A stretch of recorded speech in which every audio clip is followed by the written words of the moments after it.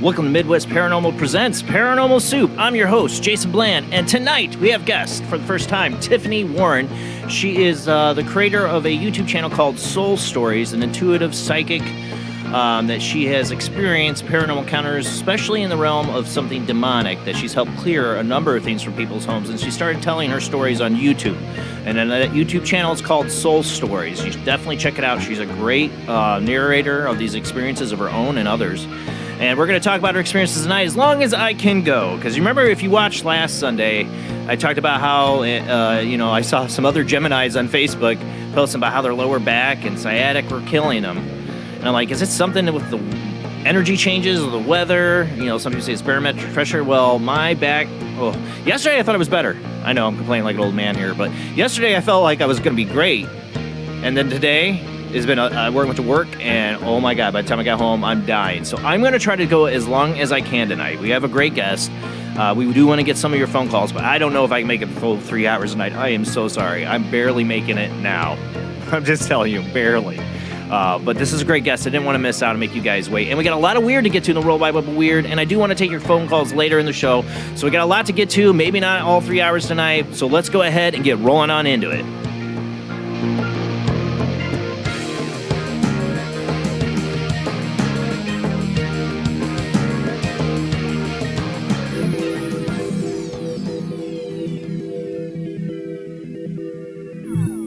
Welcome to another night of Paranormal Soup. As I said before, I'm your host, Jason Bland. Tonight's guest, Tiffany Warren, will join us after the World Wide Web of Weird, after our first commercial break.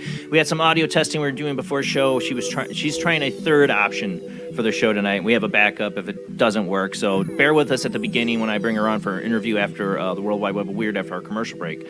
If we have to switch some things around to make it work, because we're trying a third thing we just ran out of time to test. So hopefully it works well. If not, I have a backup. One way or the other will make it work, and hopefully I can make it most of the show. Like I said, I'm sitting here. Remember when Art Bell had to retire because of his back? A lot of people didn't understand. It's like, it's your back, dude. You just sit in a chair and do a radio show. Oh my God, I understand what Art Bell's going through. Probably just nowhere near the amount of pain he probably went through, but I don't know. He did it, 5 nights a week. And imagine that. I can't imagine doing that with the back issues he was having. So I totally get that now. As my boss at work would say, you're getting old, my friend. All right. Joining me as always is my beautiful co-host, Jamie D. How you doing tonight, Jamie? I'm doing well, thank you. You said Rob is trying to make it here from a gig. So we'll see if Rob can get here. Otherwise, I will run the World Wide Web of Weird. I think I have it up. I have so much going on. I didn't check. And no. Oh, that's not good. Oh, no. There, it updated. Okay, just had to make sure my Dropbox updated for the World Wide Web of Weird. So yes, we got a lot of weird to get to in the World Wide Web of Weird tonight, so let's go ahead and roll into the World Wide Web of Weird.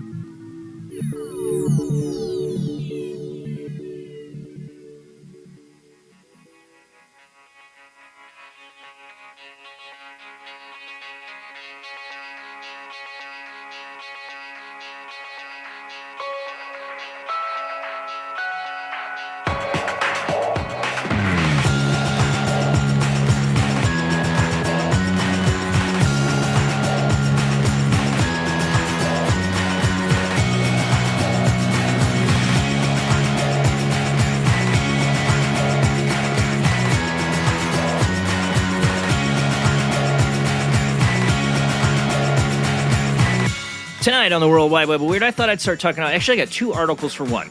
The first story is really two articles. I'm not going to read them both. I'm just going to talk about them both. One has to do about the new Artemis spacesuit, and the other about us building a nuclear reactor on the moon. My thoughts are we actually ever going to really go to the moon? Does it feel like we're going to ever go back to the moon? It feels like we can't get our crap together here. We're never going to go back to the moon. This will be in painful, cranky state, I guess. For those listening on the Paranormal Soup radio network on Talkstream's Paranormal Radio app, we are a webcast. We do stream out live every Sunday night to Facebook, YouTube, and Twitch. I don't see Rob here, so I'm going to have to do the share screen. That's not the right button. Wow. All right. Yeah. Back pain sucks. I'll tell you what. Oh, my God. All right, so share screen up. There we go. I know I sound like such a crybaby. Men can't handle pain like women. I will be the first to admit that. We are such crybabies, and I'm one of the biggest. Like, my wife's had a broken back she's been living with for years. She's like, oh, just get over it. You know? Of course, she had sciatic pain for the first time. And she's like, oh, my God, this is awful. Like, see? So this is the new spacesuit. It's designed by somebody I don't know, some guy that works in Hollywood. It just Esther Marquis. He worked on a TV series for All Mankind. Now it's not going to be black. It's going to be white when they wear it, but this is what the suit will be. Looks cool. I don't know. I'm so pessimistic now. I thought it was going to be black. I thought it looked kind of slick. And there's supposed to be cameras all built in the helmet so that when they're working up on the you see around the helmet, there's lights and there's probably cameras. There's a whole system in there. And low lighting. And so I thought it was kind of cool. But so I thought we get good pictures of the aliens. Yep. And they cover it with the glove, though. I wonder if they'll still cover it when they see it. See, I want us to go back to the moon. Like, I've been wanting us to do that since I was a little kid, as many other Americans have wanted. You know, I want us to go back to the moon. I've dreamed of us going back to the moon, you know, discover the monolith there, like in Space Odyssey 2001. I love that movie and book. But I'm just so pessimistic about the way things are in the world. Like, how are we going to go to the moon? So the other part of this is the British space program is working with Rolls-Royce. I'm like waiting for Rob to change the picture. No. The other part of this first part, and I'm not going to read the whole article, and I'll just give the gist, is Rolls-Royce secures funds to develop nuclear reactor on the moon. Now, if there's aliens up there, I think they're going to be a little bit concerned about that. And I'm like, do we have to do nuclear? I mean, I'm not like 100 billion times against nuclear power. You know, like, I think if we did it right, it would work. But we do it in... And not just us. I mean, other countries that have it too. Australia is making a nuclear-powered sub right now. Well, didn't we give them some? We violated helped them violate their treaty with like Indonesia or something. Anyways, so we're talking about building this nuclear reactor on the moon. I mean, I get it. They need power while they're there, but you'd think, you know, you got solar somehow. You got a lot of sun on that side. You got helium in the soil that's been proven. I mean, I think that's the main reason they want to go up there, is to mine that thing. It's money. You know, as China wants to go there. And that's my thing. Are we actually going to go back to the moon? We can't even get along here. How are we going to... We're going to end up fighting over the moon. There was that stupid show, but I love that they covered this. And they did it in a hilarious, because it's a comedy way, but it was a stupid show. I can't remember. It was on Netflix. But, Space Force. It was making fun of Space Force. There was funny parts. There's some parts that were funny, but they had this whole like battle of China on the moon, like a stupid battle, like literally them like doing like driving back and forth to each other's bases and destroying them each. It was so stupid. But I mean, what are we gonna do? We can't get along here. What are we gonna do once we start fighting over the moon?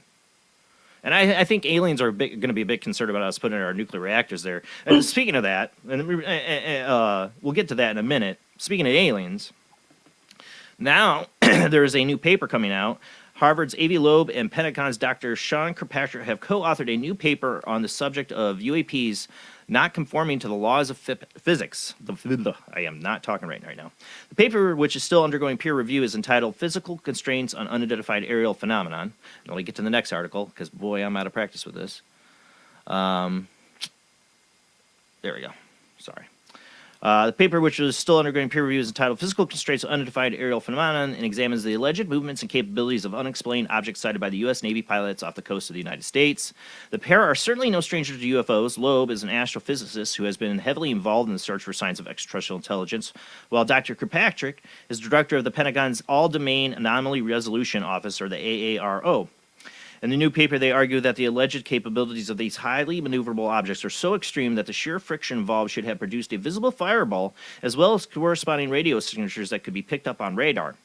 The fact that these effects weren't present at the time suggests that either these objects were somehow defying the laws of physics, or the data concerning such encounters may not be entirely accurate. We derive physical constraints on interpretations of highly maneuverable unidentified aerial phenomenon based on standard physics that we know forms of matter and radiation, they wrote. In the particular, we show that the friction of the UAP with the surrounding air or water is expected to generate a bright optical fireball, ionization shell, and a trail, or a tail, implying radio signatures. The lack of all these signatures could imply an inaccurate distance measurement and hence derived velocity for single site sensors without a range gate capability of blah, blah, blah. I don't know what smarter man, I tell you. But basically, yeah, you know, what they're seeing defies the laws of physics. It's not ours unless we're hiding technology. It's not another government's or we're screwed. It's something else that's way beyond our technology. Or it's a Project Bluebeam. And then speaking of, you know, the reactor on the moon, this next one. Let's go to this. Maybe we shouldn't build a reactor on the moon. Maybe we shouldn't when, you know, we can't handle the damn ones on our home planet. Nuclear power plant leaked 1.5 million liters of radioactive water into Minnesota's groundwater. And it didn't happen just yesterday or a week ago or a month ago. No, it was back in November of 2022. And they are just telling us now. They're just telling the people of Minnesota now. It's really going to concern them. They say that it's all, I'm not going to read the article. You can go find this here. I got a global news. But, I mean, seriously, I don't feel like we're going to go to the moon. We cannot get our crap together on this planet. I wonder if there's, I'm interested to know whether UFO sightings happen around there. I don't know. But they say the groundwater is only contaminated around the facility. And it's not dangerous. It's all right. But they've been pumping it out. Do you trust anybody anymore, Jamie? Never Do you did. trust the government or the media to tell you the truth on any of this? And then we want to go put a nuclear power plant up on the moon. I'm just saying, I don't feel very confident in our ability to go to the moon, let alone Mars. We are not getting our crap together on this planet. We're just not. It's a total bleep show right now. And I would love to see us achieve greatness and go back to the moon as a planet. I mean, not just as an America kind of thing, you know. But I just feel all we are not getting our crap together. We're fighting over the stupidest things, and we're egging on. I mean, like I said, China's going to the moon, and we are rattling the sabers at them. They are doing it too. I've seen a lot of people talk about United States is doing it. We are. Oh yeah, we're poking the bear with them. They want to But make they're poking us. bullshit. But they're poking us too. They're doing stuff all the time, spying, stealing. So I've seen people defending, like we're just saying that America is really pushing it on China. Well, I agree, we are. It's being stupid. But China's been doing it too. They're acting all like, "Oh, why you come after us?" You know, I'm going to get in trouble for doing that horrible impression. But you know what I'm saying? You know, they're not innocent at all. Just like Russia's not innocent, but we poked the heck out of them, and we were such the instigators in what's going on. But I'm not going to get all that. Anyways, moving on. But yeah, we're a bunch of screw ups here. Yeah, we're going to go to the moon. All right, sure. Really, and I mean, we're still people here questioning if we ever even went. This is Jason Bland, evil. This is the mirror universe Jason Bland, like evil. I'm so cynical right now. Back pain does it to my big crybaby. Okay, so this is really cool. This will be better things to talk about. Doorbell camera catches craft UFO flying past a home in Missouri. Not just one doorbell camera, two. The neighbor. These guys got together and shared it. I got this from UFOsightingsfootage.uk. This is what I'd call the most epic UFO from the article. Sighting of all time, because there's no way that someone is flying around in a silent craft like this. That's hands down the best evidence of an extraterrestrial craft or operating on Earth. That's no joke. How could someone pull off such a thing as this UFO as big as it was? I hate these articles now. I swear this is written by AI. Like, they didn't bother to write an article. It seems highly improbable that a helium balloon would be this shape. The link somehow would have to go to is unbelievable, and this is big as well. Like, the way this person's talking, it's not like narrating, it's like making comments. I'm not going to read this article, but we're going to just watch it. There's not much here to tell you. Yeah. Okay, details. It was first posted here. I was looking for this part. It was first posted to Reddit by the user on "Oh wow, much fun, you guys," who filmed this UFO from his doorbell camera in Raytown, Missouri, USA, on October 13th of 2022. It was featured on the news as well. Since then, it's been apparently at other places. Although there's no information from the claims, it takes with a pinch of salt. But it's been circulating this week a lot. With like facts, who doesn't like facts? Facts. See this, I can't even read this stuff. Oh my god, I can't even read this. Conclusion. Like, this is written by something stupid. But it was in 2 doorbell cams, so I'll just show it to you. Sorry, guys, I can't read this article. It's so bad. I think they just fed it to AI and let it write it, and it's awful. But 2 doorbell cameras catch this, so you're going to see 2 ones. This is the first one.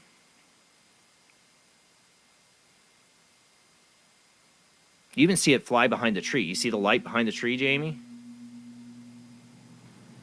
So it's not like something in front of the lens, like dust or something doing it weird. Here's the other doorbell. Look at that. The sky. Yeah. And it even goes behind the tree.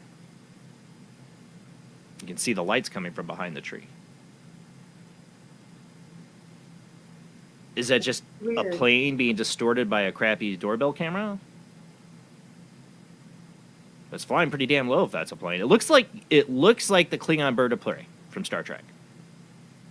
That's or not really the Klingon. weird. No, not the Klingon, the Romulan. Like yeah, it looks like something from Star Trek. I don't know. It doesn't look like a plane. But I've seen a lot of people sharing. Even my boss at work sent me this video. I'm like, yeah, I've seen it. I'll play it. I wish there was more of a story to this I could find. Not written by AI. I was answering chat. And it wasn't from Reddit. Did you say was there 2 different doorbells? Yeah, you missed the first. Yeah, you missed the first one. This is the first one. See this one? Okay. That's the first one, and then this is the second one. Right here. Okay, so I was thinking if one of the cameras had an issue, but they both caught it the same. That's weird. 2 different cameras. That's what makes this one great. That's pretty weird. That's what makes it great. Yeah. All right, let's move on. I'm really running out of time. So I knew I was going to get caught up on this one. This one, I had the article from Coast to Coast. Thought this was interesting. Farmers in an Indian village are understandably concerned after a mysterious creature managed to kill a staggering 29 sheep over the course of 2 days without anyone catching the sight of the culprit. According to a local media report, the curious case began on Sunday in the community of Gondola, when 20 of the unfortunate animals were discovered dead by the way of some kind of predatory attack where their intestines had been ripped apart. The unsettling incident quickly became all more worrisome the following day when an additional 9 sheep were found slaughtered in a similar fashion. Residents noted that the pair of attacks are rather unusual in that, despite so many animals being killed, no one heard a sound coming from the enclosure as the sheep were slain by the mysterious beast, and the only sign of the predator was a black shadow, which one farmer claimed to have witnessed at the time of the second incident. Another peculiar detail surrounding the 2 instances is that the predator simply left all the dead livestock behind rather than taking even one of its victims off to eat. Authorities have descended upon the village to investigate the matter, though whether they can identify the culprit remains to be seen. Eerily, the 29 sheep killed that week are seemingly the latest victims a mysterious creature has struck several times over the last few years. So there's a staggering 150 animals that were killed. Is this a creature or is this UFO related? You know, well, why would an animal go, any kind of animal, go in and kill and slaughter that many animals and not eat? Disembowel them. Right, and not eat any of it. Why? What, when somebody said they saw a dark shadow, sounds more like a person might have done this, or a creature. But what kind of creature would do that? Why? Okay, we got to move on though because we got some good stuff, and I'm totally running out of time. All right, this next one is another ghost story here. We got security guard in Singapore films the infamous German lady. It goes back to the early 1900s of a German woman who died. I'm going to make this brief. But the security guard was filming this because he was trying to show his boss the weather was really bad and he wanted to close up. Or something he couldn't do is walk around the facility because of the weather. So he's showing all the rain, and then he catches this. So I'm going to go and play it.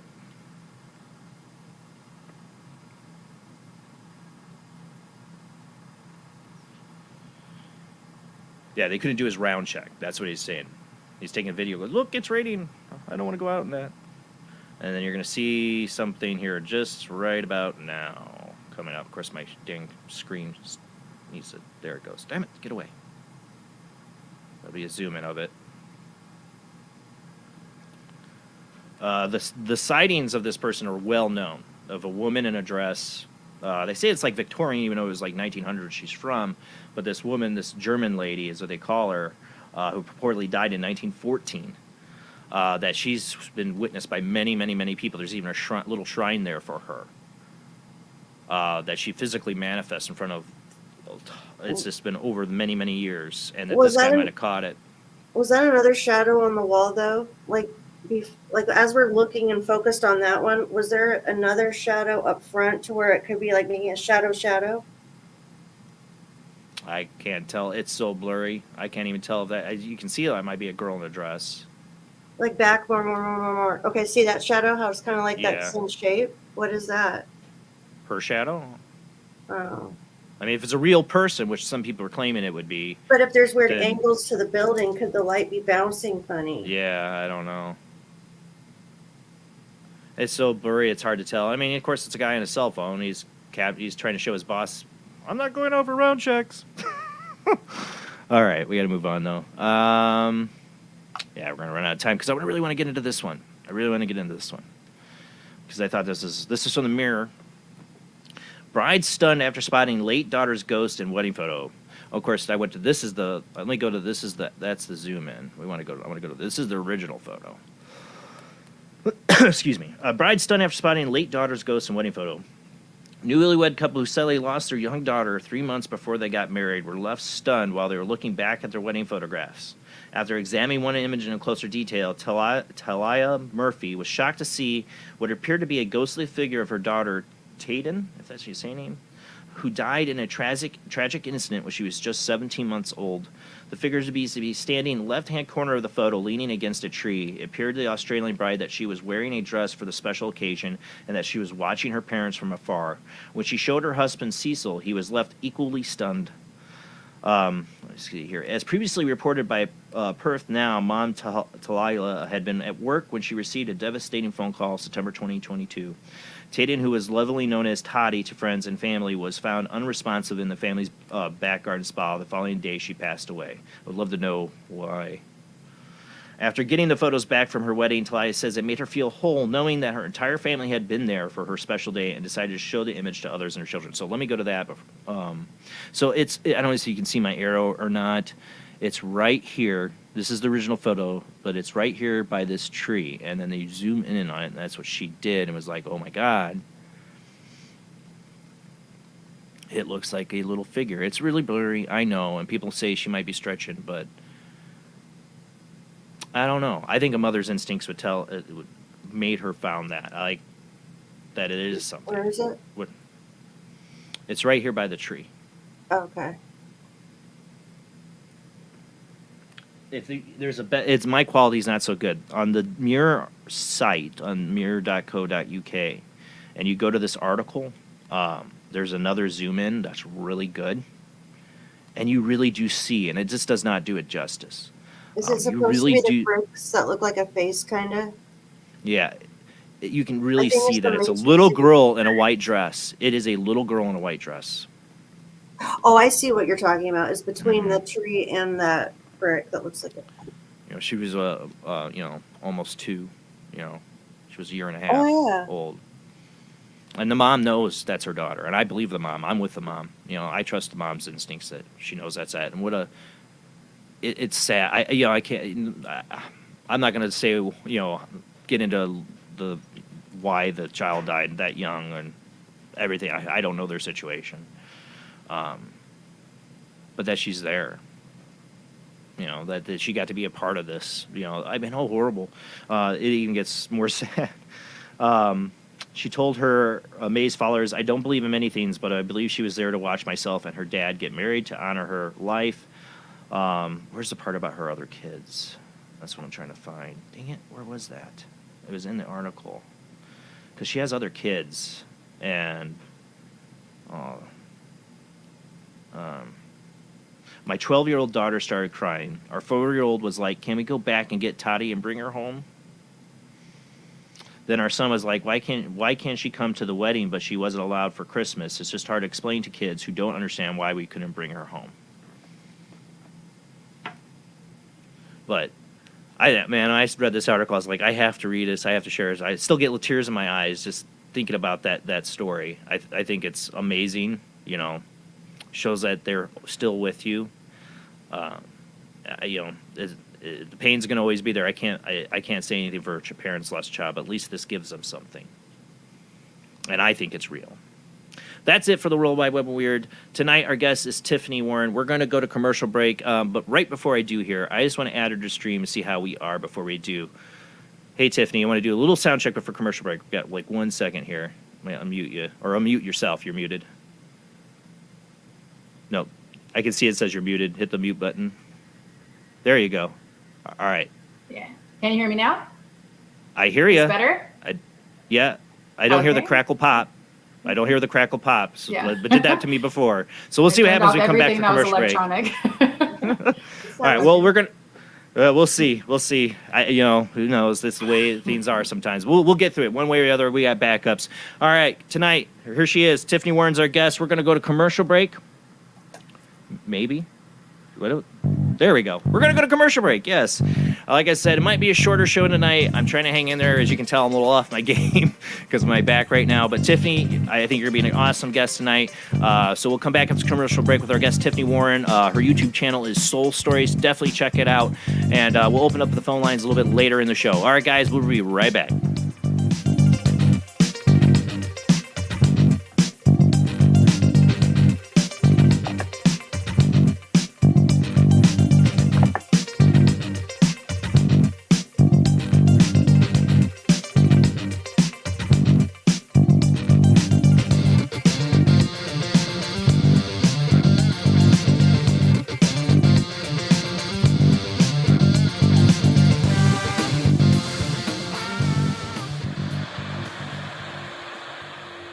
Join us every Wednesday night at midnight Eastern Standard Time for Weird Wednesday, the live stream, with your hosts Jamie, the Living Dead Girl, and Rob, the Phantom, where we'll talk about all things paranormal, including zodiac, astrology, tarot card and oracle card readings, live ghost boxing and spirit communication, where we'll do Voices from Beyond, the Cold Case Files.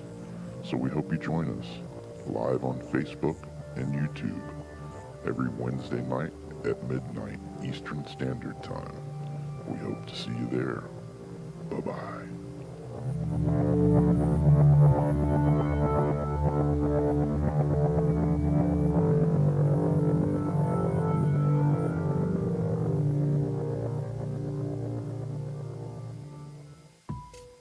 Since 1948, Fate magazine has brought you reports of the strange and unknown, all of them true. Fate Radio is carrying on that tradition, bringing you the unusual, macabre, strange, and bizarre. Join host Kat Hobson Sunday nights from 8 to 10 p.m. Eastern on WBHM Digital Broadcasting.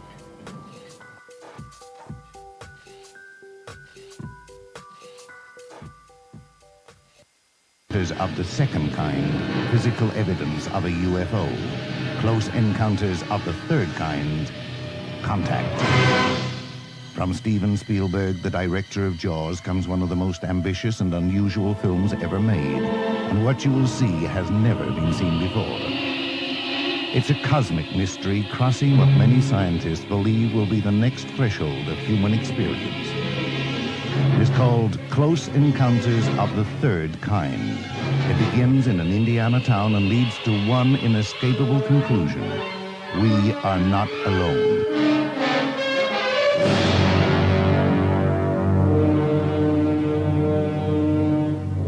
Close Encounters of the Third Kind, Certificate A, now showing at the Odeon, Leicester Square.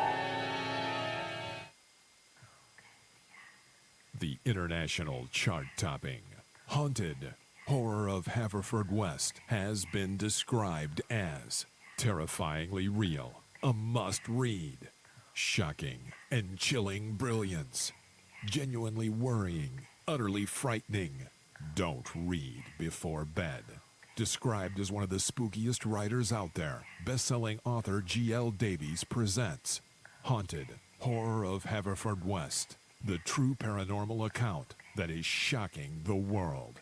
Dare you enter? Dare you read?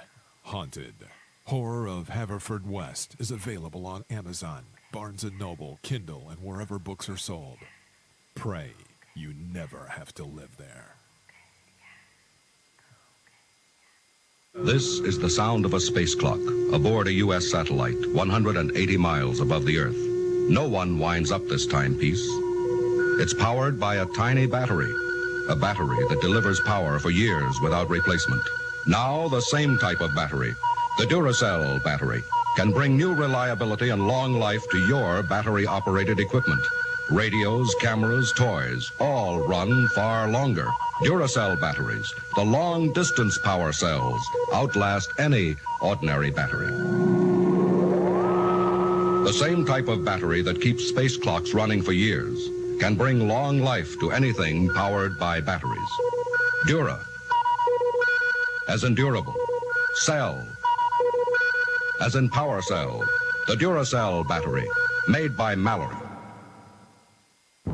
Are you intrigued by Paranormal Talk Radio? You'll love the new Paranormal Radio app from Talkstream Live.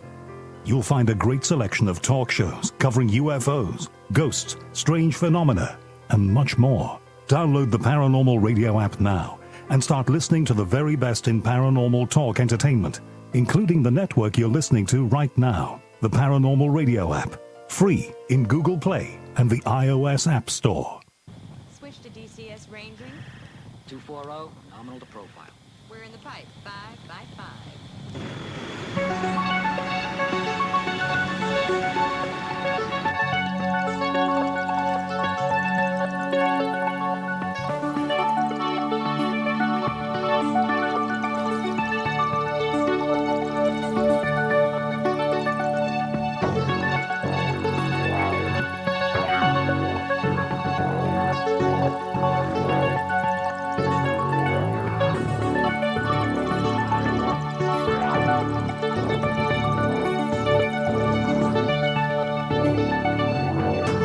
Tonight on Paranormal Soup, our guest is Tiffany Warren.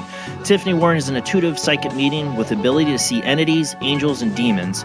Tiffany is a native Angeleno, born and raised in Los Angeles. She is a degreed classical musician, dancer, former professional gymnastics coach. After running from her abilities in her childhood, she learned to embrace her gifts and be of service to those who were being haunted. In her adult life, she has crossed spirits over who were stuck here, cleared entities from homes and businesses, and battled demons of all levels. In 2020, she started sharing her experience through Soul Stories when she was spiritually guided to create a YouTube channel dedicated to her true stories. And we're going to talk with her tonight about some of these experiences. I highly recommend. She's a great narrator, better than me. Obviously, if you hear me in the World Wide Web, they're not awful. You should check out her stories on YouTube. They are interesting. We're going to get into some of that tonight. And then, like I said, my back is killing me. I am not on my A game, so we will open up the phone lines in an hour. But I don't know if I can go the full length tonight. I am so sorry. I'm barely hanging in there, and I want to give our guest time for the interview because I didn't want to make her wait. So we got a lot to get to. So let's go ahead and get rolling on into it.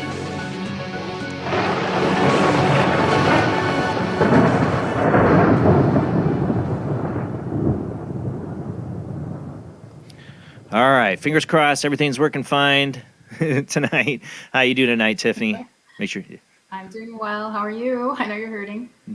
Yeah, You sound good. Hopefully, no crackle, snap, pop like we were getting on like two other things we tried. Yes. So hopefully They're this kind of works try. well. We got to back up if anything. The good old phone line, if anything, we have to do.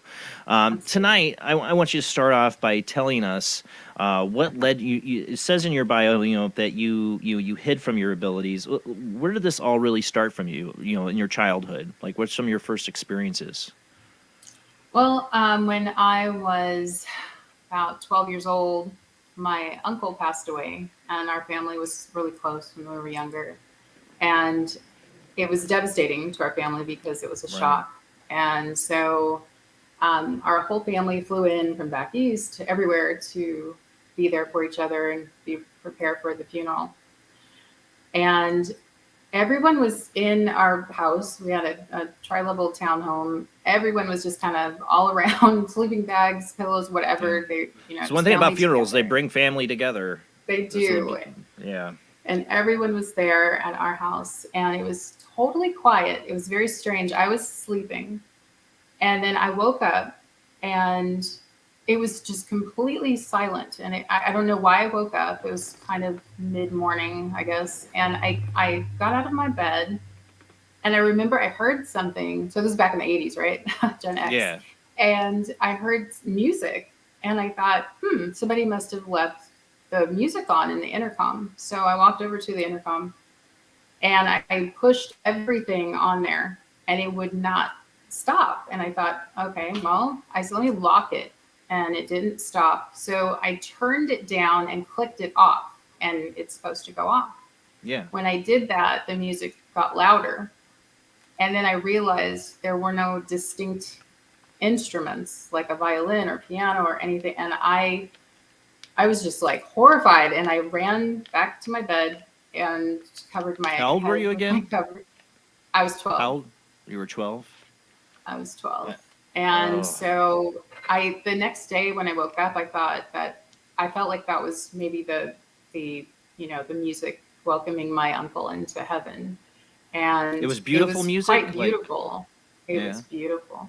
It was beautiful. I couldn't make any distinction between instruments. But anyway, when I turned 15, that's when things got real. I had visions and sightings, everything from across in my window to little demons in my room. And I felt like I was being tormented because, of course, it scared me half to death. I grew up a staunch Catholic at the time. I melted out of that in my late teens, but it was very shocking to me to have these experiences and not know what to do about them. So it was like a nightly torture. Were you, you're 15, you said late in your teens, but at that time, at 15 years old, were you the staunch Catholic? I was. Yeah. I was. And I remember I went to Catholic school, grew up Catholic school from kindergarten all the way through high school. And I remember a nun telling me, she showed me a statue of the Blessed Mother. And she said, do you see, Tiffany, that she's standing over the world? And I was looking, I'm like, oh, okay. And she said, she's standing on a snake. And I said, oh. She's like, that snake is the devil. And I was like, okay. And she said, so if you ever have any problems with him, you call on her. And she was just really serious about this. And she's telling me this. I think I was like cleaning the chalkboards or something that day. And so in high school, that saved me. I remember I put 2 rosaries. I always keep them on my bedpost. And when I felt that I was paralyzed, that kind of like paralysis that you can't move, you hear things in the room, and I couldn't see them, and I was horrified. And I was able to watch around my rosary, and I started praying Hail Mary just in my head. And I was like, Mother, please save me. I thought I was going to die. I was like, how sad I'm going to wake up and my mother's going to see me gone. And I fell asleep. I was completely calm after that, fell asleep, and I felt like she came to assist me. So I have a close relationship with the Blessed Mother outside of Catholicism. And So she definitely is one that I call on a lot, and I think she's very strong. So, but yeah, just growing up, it was kind of like. Mhm. No, just fine. You could have kept talking. I'm sorry. I wanted to hear what you were going to go ahead and Oh, no, say that's what you're okay. going to say. Yeah, I just growing up, it was just kind of like a little bit of a torture. It felt like, I mean, it was just me and Satan. I mean, he was coming for me. I don't know why I was seeing the things that I was seeing. I was just like, he is really trying to get me. So then I played this game, and I'm like, he doesn't exist. I'm just not even going to. I'm just going to pretend he's not there. He came full force in my face. It wasn't like you were like, doing the after teenager thing of I playing with tried Ouija that. boards or anything like that, right? You weren't like doing the teenager thing of like Ouija Oh, boards dude. or a cult. You were a staunch Catholic girl, and it came for you. Staunch Catholic girl. Yes. See, for me, one of the reasons I do this show, I was had a lot not of playing with any of that stuff. I've had a lot of paranormal experiences throughout my life, and including a shadow person experience that tormented me for 4 months. And I called out to God. I'm not raised any religion. I did go to Catholic school, but no religion in my household. I just called out to God and was saved, like saved me from this thing. And I felt like still lucky to this day. We've had, when you talk about little demonic, do you see like little shadow figures, like little, like 3 foot tall shadow figures or something like that? Oh, I feel like she's spinning out, lagging out on us.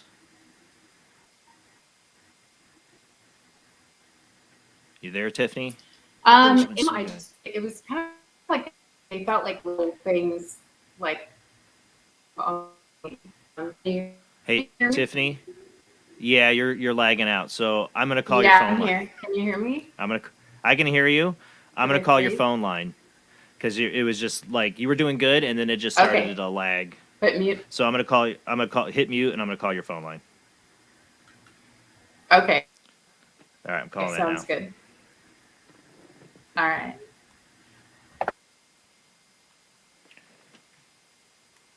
All right, you there? Yes, I'm here. All right. The audio is what's important. It's great to see you. I like seeing you, but it was just lagging out. So what I was asking is, with your experience, we've had our friend Keith Linder on the show, who has the house. He has an infamous house. He lived in Seattle, and a lot of experiences. He would see little short shadow beings.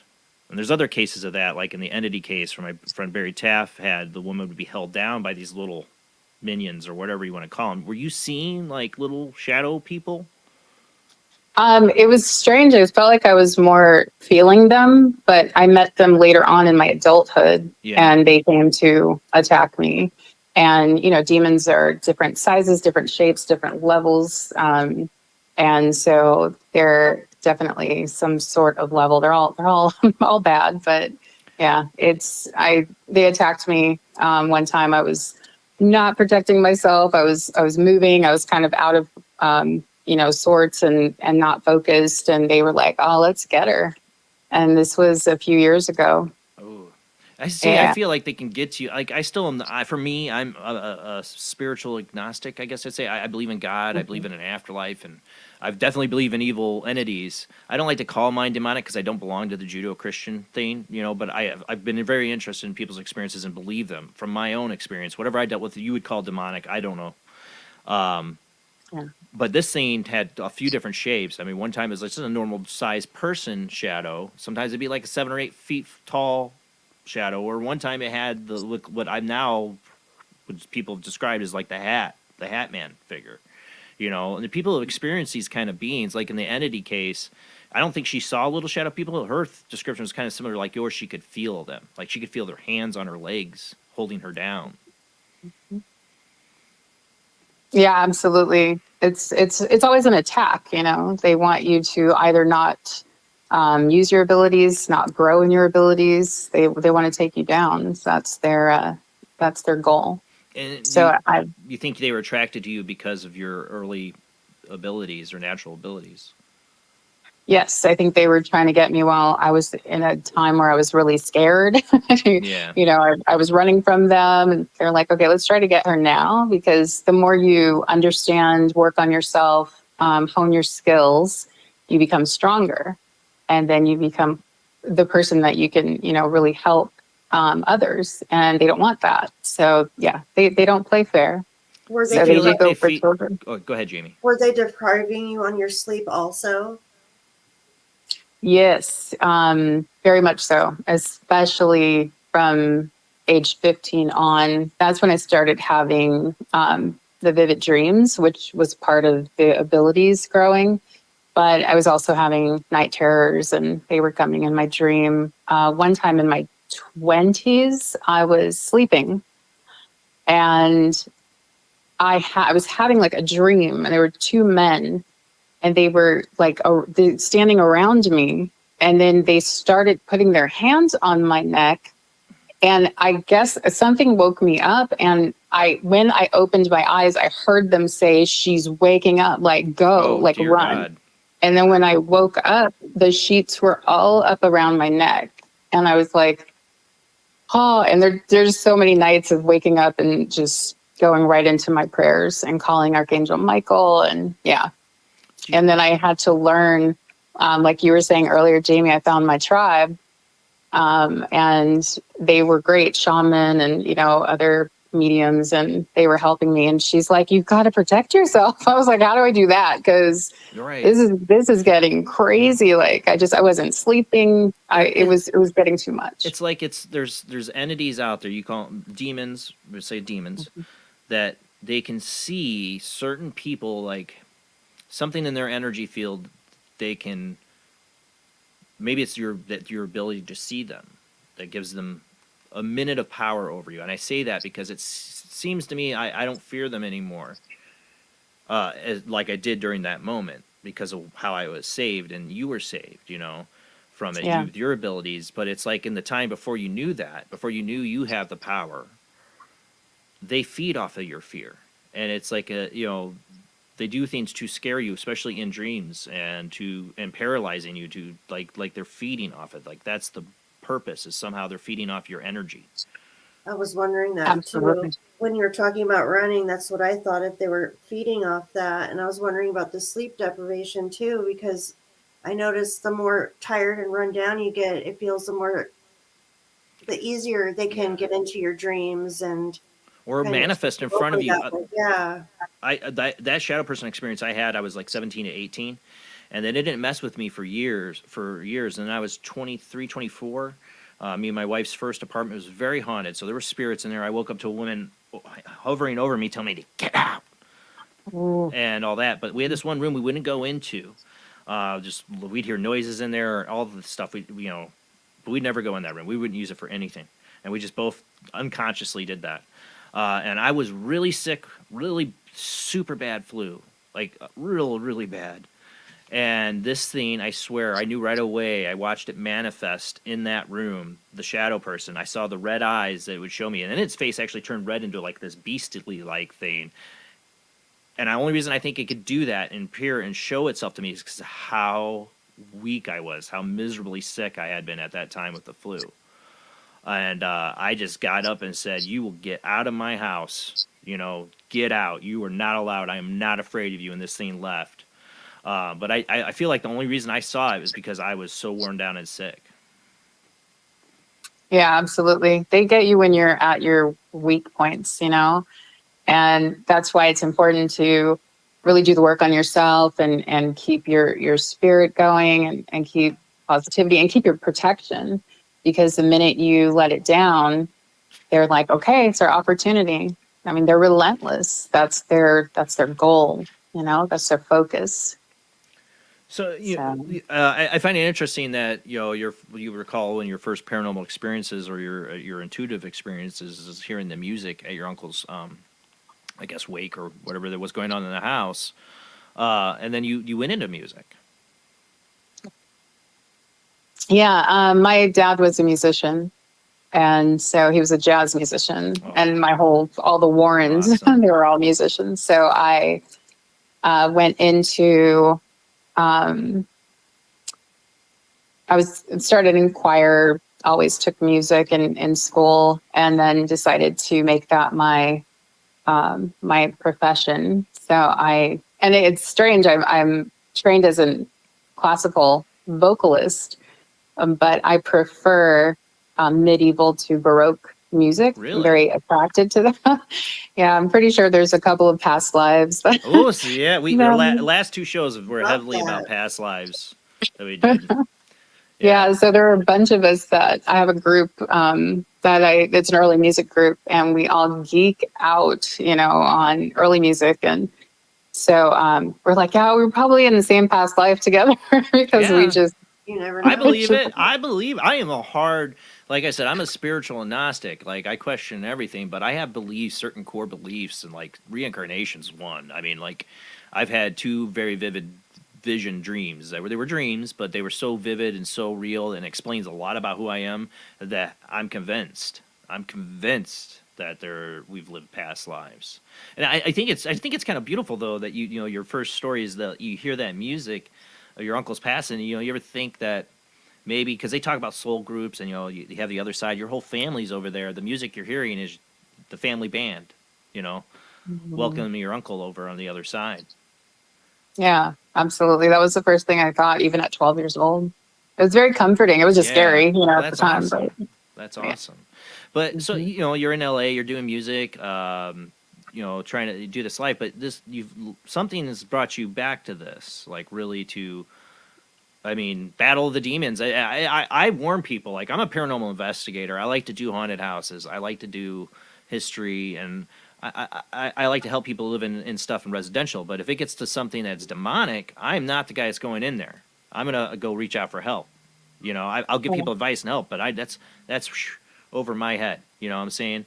I mean, I'll give people advice, and I'll tell people to try to will it out. You actually, my personal belief deep down is we have the power over it. absolutely. Be it through the power Absolutely. of God. I think these things trick us by making us feel like we have no power. But I'm not the expert, and I wouldn't tell people like, oh yeah, you got it. Just tell it to go away. I wouldn't do that. I would try to find somebody help like you or somebody that's got experience, dealing with it. I've had my one experience, does not make me expert. I do haunted houses. I won't do that. What made you want to dive into this? Because it's not great stuff to really get involved in. Yeah, it's very intense. I know the torture I went through as a teenager, and it's funny when you break through in your abilities and you feel this like, Xena moment or Wonder Woman where you're just like, all right, that's it. For me, I am I'm Batman. so sick of this. Batman. So I think I just got really sick of it, and you want to fight back. There's an anger there. There's an anger. You're just tired. You're tired of these things popping up, and you're tired of them robbing you of your sleep. You're tired of, you're standing in front of a choir, and I'm getting like a poke from behind me, and I'm like turning around and there's nobody there. And, my singers are looking at me, and I'm just like, okay. So I think the anger like turned me into, I need to help because I feel it was something God gave me. I'm like, I feel like this is my calling. I don't really want it to be demons, but I feel this is my calling. And then all of a sudden I would bump into someone, and they were talking to me, and they were horrified because something was going on in their house. And I take the call, and I'm like, yeah, let's go. Let me see what's going on. And they always say, it feels so much better when you're here. And I always tell people, it's not me, it's who I bring with me. I have quite the team that I bring with me. And I have been introduced to the beautiful Kali Ma and Ganesh, and like that's a powerful team, and the archangels and Christ, Yeshua himself and his mother. So they are my team. We go in and we get them. And it is my anger, but not so much of my anger that it takes me out of what I'm doing. I'm focused. I get Yoda on you. Anger leads to the dark side. What do you say? I say, like Yoda, anger leads to the dark side. It's like it makes you so mad, especially when I get calls. But it's like righteous anger in a sense. It's because I get anger motivates. Like, sorry, Yoda. There's some good things for anger. It can motivate people to do. It depends on the level of anger. But it can. Human emotions like anger will motivate you to do something good sometimes. Not just don't go too far. Right. But I think, that's the thing. It's like, to deal with this, though, you do have to have some kind of, anger comes from fear, as you would say, but it's because of, you can't give into the fear part. You got to fight. Right. Absolutely. I mean, people ask me, they're like, oh, are you still scared? I'm like, well, of course I am. It's scary. It's scary going in and sensing those things. It's scary closing your eyes and seeing those things, but it doesn't mean I'm not going to go in and fight it. And I've seen some wild things, and a lot of things people are opening. They're just like messing around, like I said, with Ouija boards and, messing around with something and trying to call things in because they want to feel mystical. And Watching the always Grammys, I always get those calls. So what is the way you tell that this isn't just a negative spirit compared to a demonic?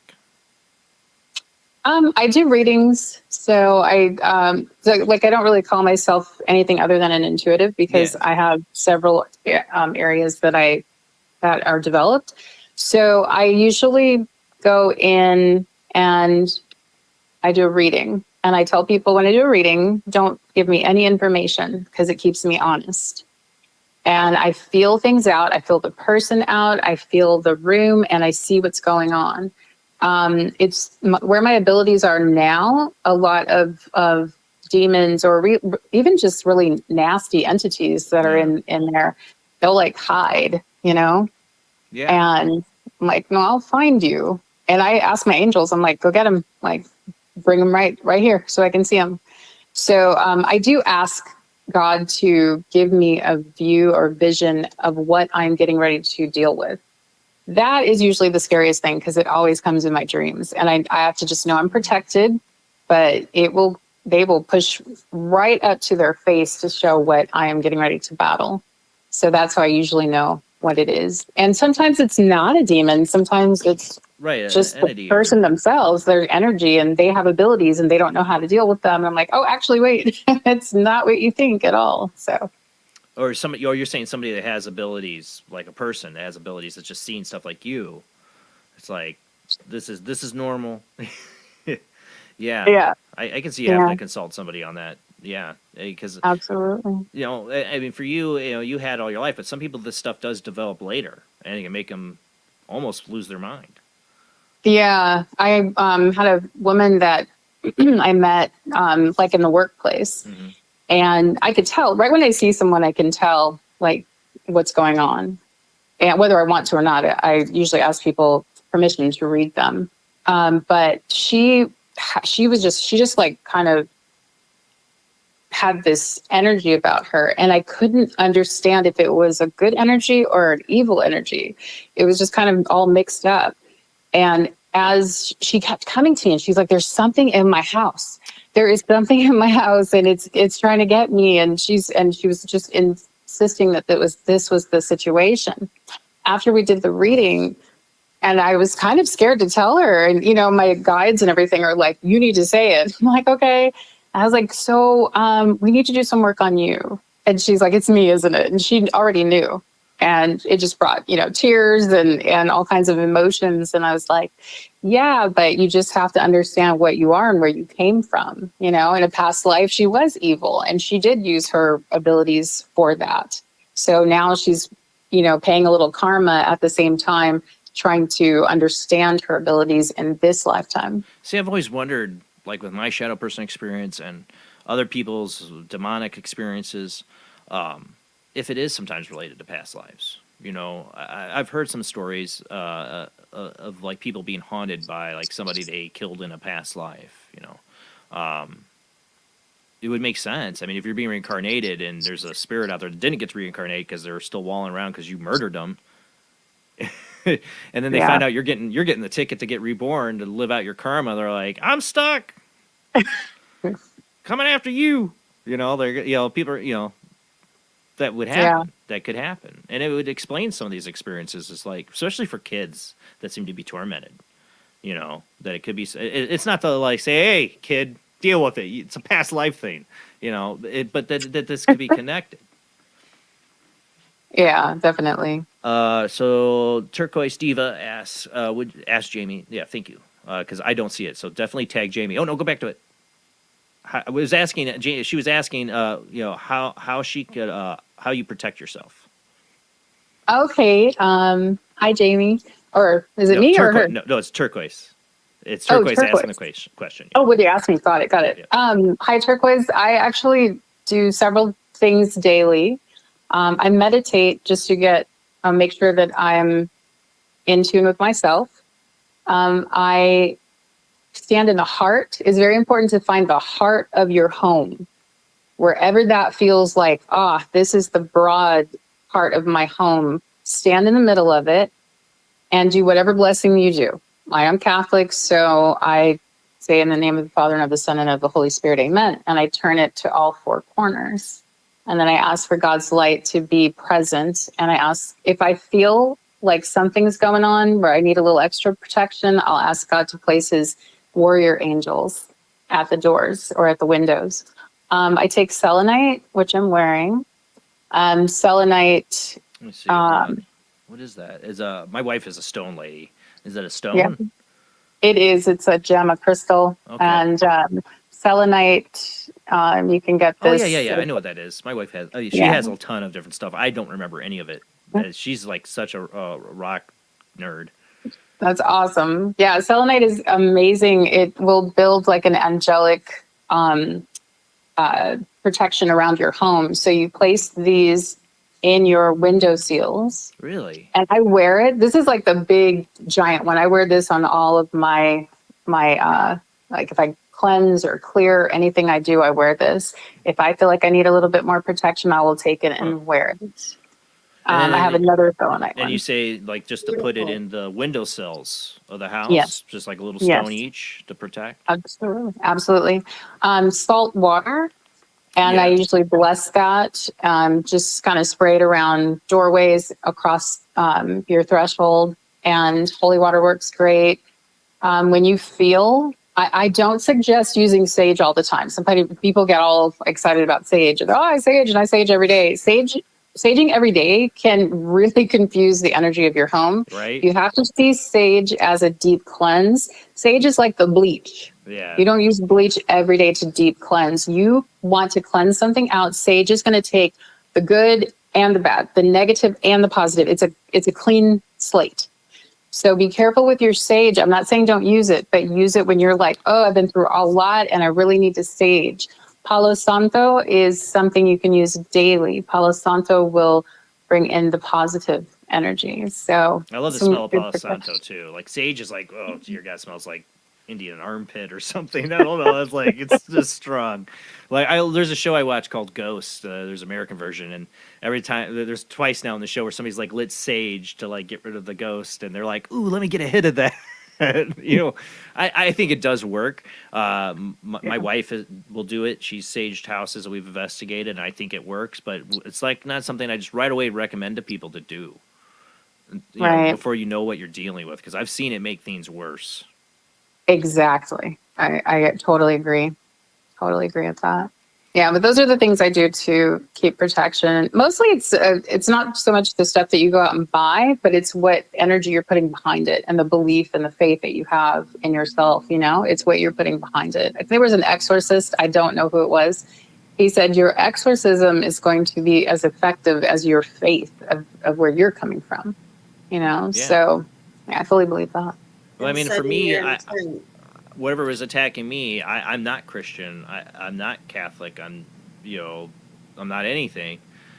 I reached out to what I believe was the highest, higher power that I do believe in is a God, but not my idea of God is more like the Force, even back then.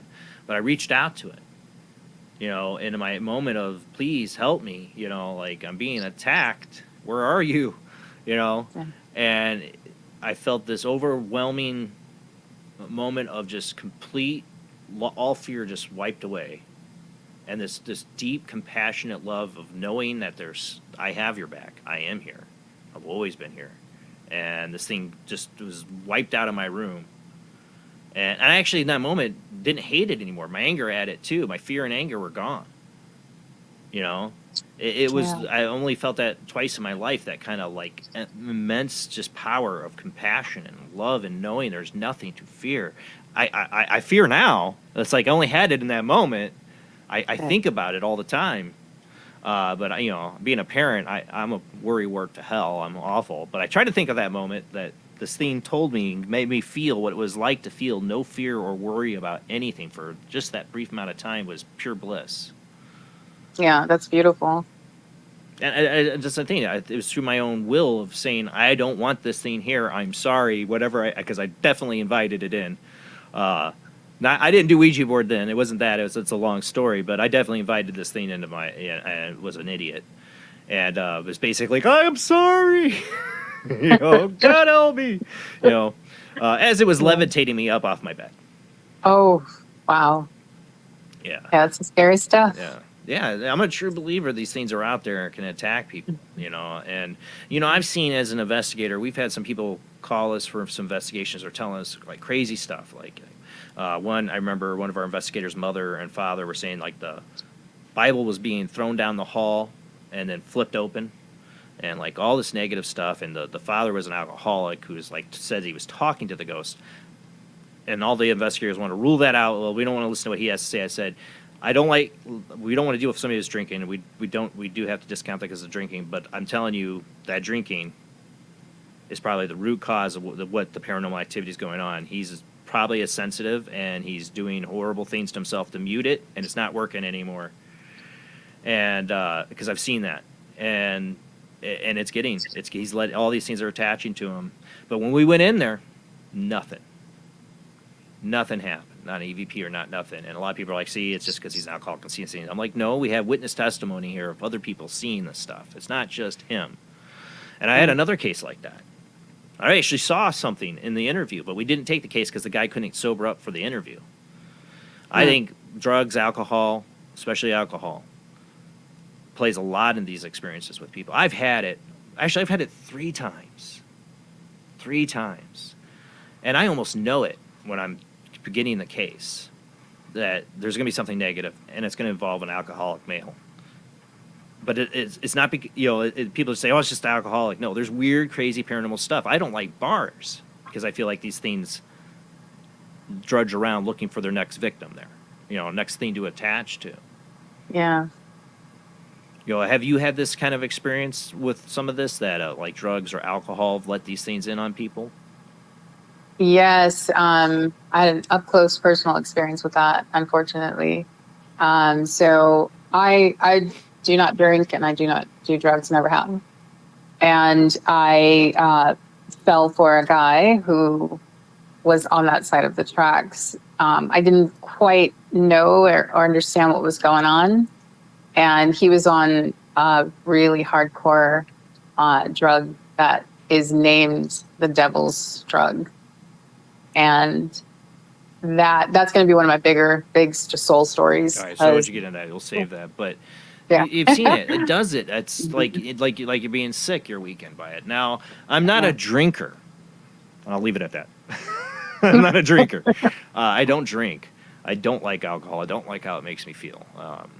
But also it's because I feel like, maybe it's my influence of like my childhood fascination, love with the Stephen King's Shining, that has a lot about alcoholism and, and stuff like that. But the fear of it, the fear, alcoholism in my family is huge on my dad's side, But I think they talk about generational demons that follow people down generational lines. I do believe that. I do believe it has a lot to do with also generational addictions.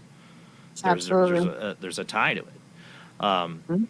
And some of these, that's the thing. When you deal with people that are going through it, how much do you look at the location compared to that it's an attachment to a person? How do you learn deciphering which one it is, or both? So the interesting thing is, when I go out to help people, I don't really have any thoughts about it prior. Right. I really allow all of the guidance specifically so that I can be accurate and not put too much of myself in it. And so when I go in to help people, and the first thing I do, like I said, is sort of secure, the surroundings, the space with prayer or whatever.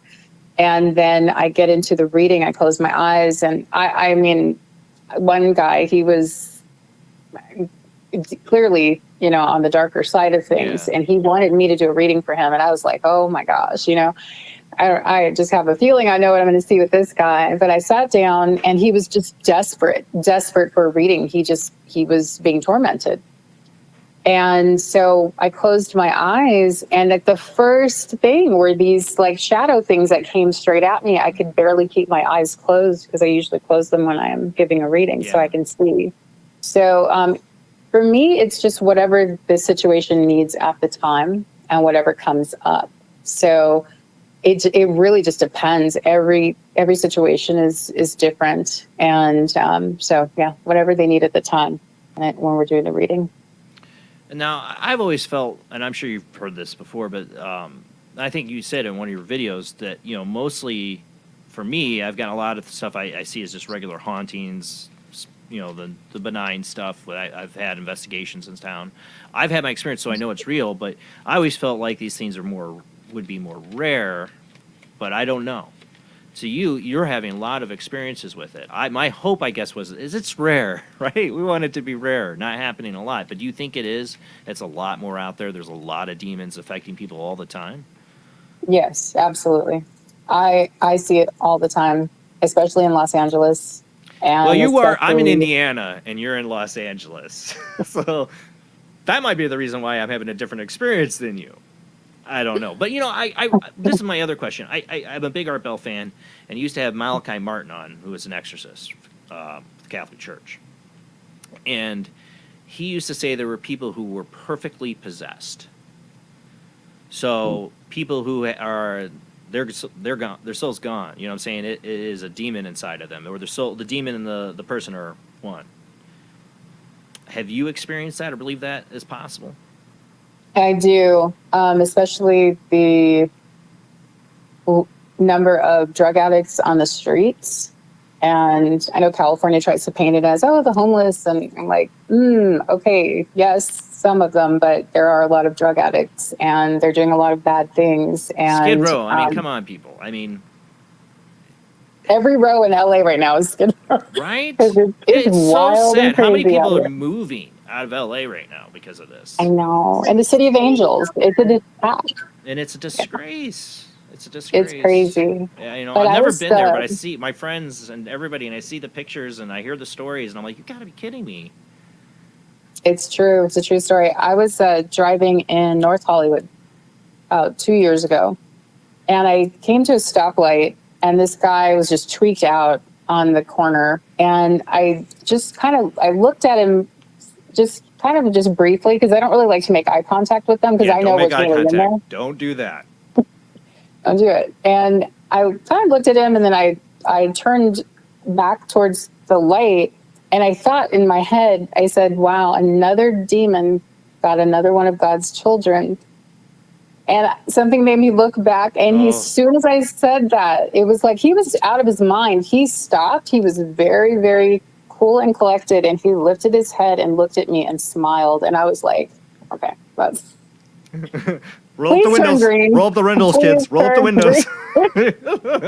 That's where you get that chill up your back. See, I remember, I think I have run into this. I don't know. I had this neighbor who drank a lot. He was into all the spiritual stuff, like in the stones and all that stuff. But it's a dangerous thing too when you're mixing, you're getting into this stuff, but you are an alcoholic or a drug addict. You really shouldn't be meddling in this stuff. You got to take care of yourself. You got to take care of this stuff. Do not get into the spiritual new age realm of. I'm not talking even Ouija boards, any of it, until you take care of those demons, because it's not good news. I swear, he was into this stuff. He had his girlfriend who kicked him out, and then one day I ran into him in the parking lot at Walmart or somewhere, and he was with this other girl, and they were both really weird. They're like, hi. How you been? I'm like, good. Yeah, nice to see you, man. I gotta go. Hey, good talk to you. Bye. Like, I got immediately sick stomach feeling. Like, and I liked this guy. I did. But immediately after not seeing him for almost a year and running into him and this girl, and she gave me the creeps. And it wasn't like they were like weird looking or anything. I just my stomach said, get away from these people. Dude, an hour later, ding dong. they're at my door. Oh no. Hi. And they talk like this and look at me with these eyes. We thought we just ran into you. We'd stop by and say hi. Well, hi. Hey, so glad you guys stopped by and said hi. I'm really busy right now. I'm so sorry. Yeah, like, hey, we'll talk sometime. Yeah, later. I'm going to close the door. I'm like sick feeling like I could not wait to get away from them. And I couldn't put my finger on it except for the hi.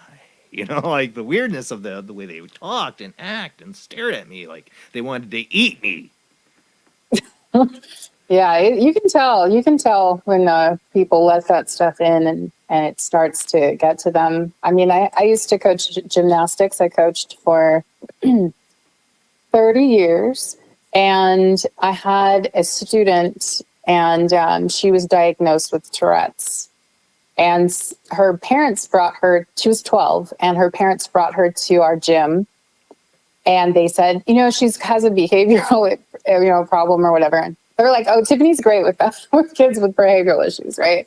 So, because I'm very loving, but I'm also very no nonsense. I'm like, come on, let's get this together. So this little girl, oh my gosh, she was a trip, and she had the lining of her eyes was just like bright red. Ooh. And everybody was like, oh, she has Tourette's. I'm like, how is that a symptom Tourette's? I don't understand. And she, not one day went by where she did not mention the devil. It was we were all like, all the coaches were just like, you call it Tourette's, I call it Satan. Yeah, it was crazy. And I kept praying for her. Yeah. And I kept giving her like love, because I was like, he can't take the kids. You cannot mess with the kids. And she would, her parents were like, oh my gosh, she's made such great strides with Tiffany. And I mean, I was like, given like gift cards for this. And it was so wonderful that she was starting to calm down and be a sweet little girl. She would just go up to the kid and like hit him. And you're like, okay, you can't do that. And she did this so much, and she was started to calm down. And then one time she came in, and I knew she was just being, I don't know, she was, I had something with her. And I thought, oh man, she's going to be something else today. And I'm not going to repeat what she said. Yeah. But she said something to me that was, it just shook my whole insides. And I think I was about 28, and I was in my abilities, but that was the first time I realized that a demon could get through a child, and they pick the things that they know. They can read your mind and your energy, and they know what will get you. And that got me. They got me for weeks. And I was like, and you went through a child. That I love children. And yeah, that was I believe that my experience is they knew everything about me. It looked right through me is the feeling every time I encountered it. It knew everything about me. There was no hiding any of my, insecurities, things, you don't talk about with others, none of that. It knew it all. Yeah. That's why I don't know if you've seen the documentaries on the Catholic, they're clergy, but they literally have to go into deliverance ministry to know how to deal with exorcisms. Yeah. Well, I mean, for one, an exorcism is a Catholic thing that has to be approved by the church. But you have deliverance ministries all the time out there doing not exorcism, but deliverance of demons. Yeah, and they have to put almost an armor up. They're like, clear your mind. Don't give them anything to throw you off when you're doing an exorcism. I was like, wow, it's a documentary, the priest in Italy, the exorcist that do this work. I have seen this. Yeah, I've seen a few different ones. Yeah, that one was super intense. Yeah. I think it's on Hulu. I probably have seen it. I might have seen it. Yeah. I haven't. I want to check it out. Yeah. Yeah. See, it was very interesting. I read a really good book by Michael. I can't remember the guy's last name. His name is Michael what? I can't remember. It was called American Exorcism. He was a sociologist that went on a tour of different deliverance ministries and tried to get into a Catholic exorcism. And just his thoughts and takes on it. He's a bit cynical, but giving them some take. There is something weird with this phenomenon, and it exhibits things that seem a bit unusual or extraordinary. So I don't think he had a final conclusion, but he tried to make it out to be the Exorcist movie came out, and then there's this big wave of people claiming demonic possession. I don't believe so. I mean, you can go back to Sumerian times. They believed there was demons in the toilet. You know, demons go back way before even the Christian religion. So he can say the hysteria is from the exorcism, and maybe there is something to that. Maybe it opened a doorway with the fear. You know, like I said, you make these things think they have power over you, they will. And I think that's what the exorcism kind of done for a lot of people, get that fear enough. But one of the things is that he criticized was, and I can see this, is like there's some of these deliverance ministries that they're like, it's like everybody starts coming out saying, I'm the demon, and they start doing things or whatever, and that it's this like kind of psychosis of need and want and expectation. And I get that. I've seen illusionists use this in some sense. And that people have like demons for like cigarette addiction and, like I said, addictions and drugs, like they'll have demons for about everything. Though pain in my back is my demon. It's a demon, and like they'll be carrying all this. Like, what is your thoughts? Like, how far does it go into our lives that they're affecting us? That, how many people do you think are being affected this? Like everybody and they don't know it? Certain special people? Like how widespread do you think it is, demonic activity? From my abilities and my eye, I think it's rampant. I don't believe that. I think there are some things that are psychoses and medical. And the interesting thing is that the Catholic Church will rule that out. They're very thorough in their investigation. Very thorough. That's what I said. That's the difference between an exorcism and deliverance, where everybody just shows up and I'm gonna say you have a demon and it's gone. Demon gone. Right. Demons be gone. Exorcism is really some serious stuff, and they don't want. Yeah. They don't want like the Emily Rose thing. Happening. Yeah, exactly. But I do think that it's rampant. I think that there are different levels of demons, and they affect people in different ways. And I don't know if you know of Amy Allen, and she's medium. Yeah, never had on the show. I'd love to, but yes, you absolutely need to. And she's I listened to her, and she studied this and at a collegiate level, and just amazing how she said there are specific demons for specific things. Like there's a specific demon for drug abuse. And when I was going through what I was going through in my relationship, when she described it, I just started crying because that is exactly what I saw.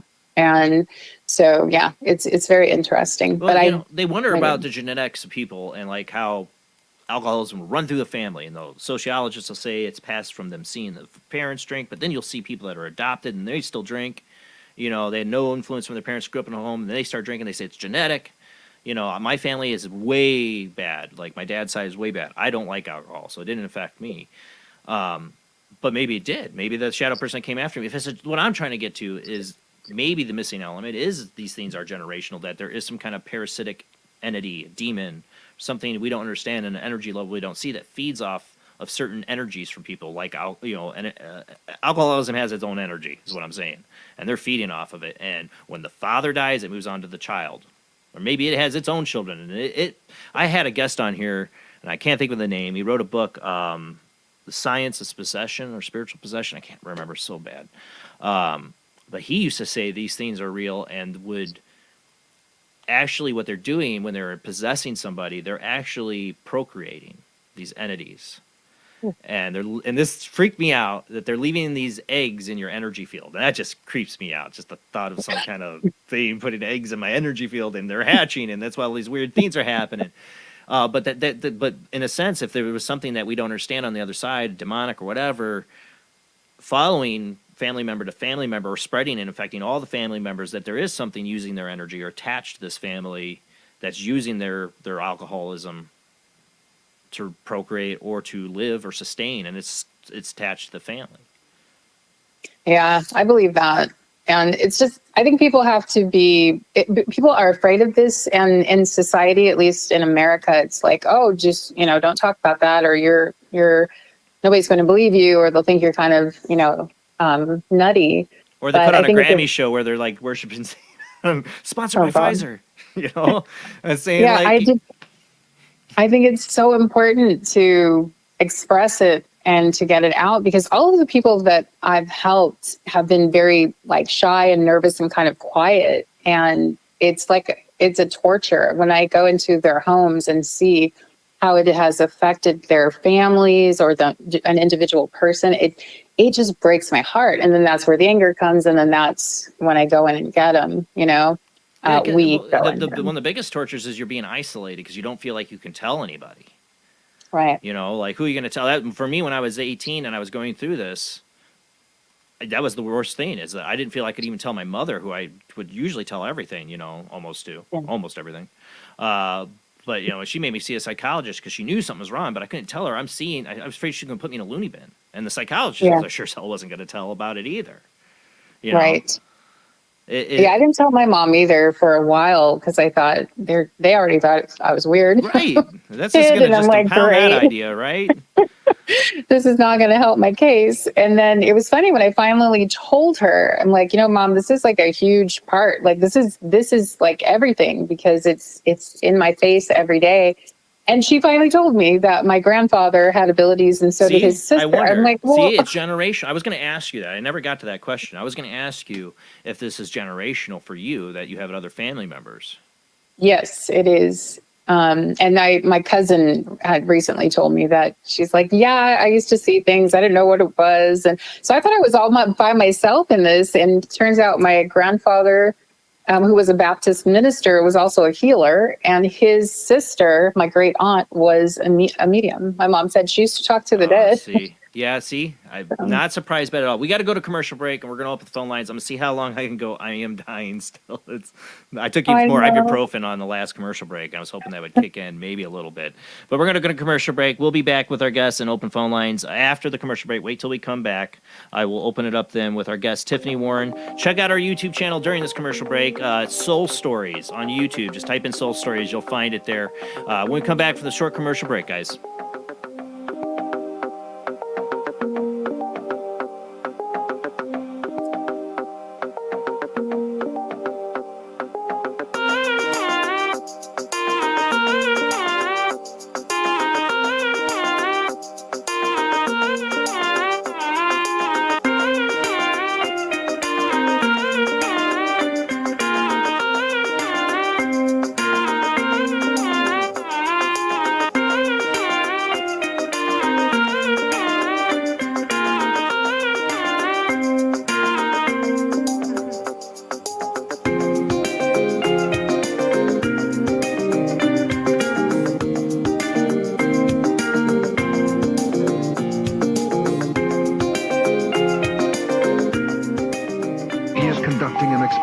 Into the combined effects of sensory deprivation and hallucinatory drugs. The subject of the experiment is himself, and the experiment is out of control. Ken Russell's Altered States, a film that must not be missed, is in the West End now. Altered States, Certificate X. Do you wish for more paranormal and spiritual content? The Paranormal Chronicles magazine is a free digital magazine crammed with the very best in paranormal and spiritual articles and features. No sign-up, no subscription, just free reading and knowledge for you. Read today at www.paranormalchronicles.com/magazine.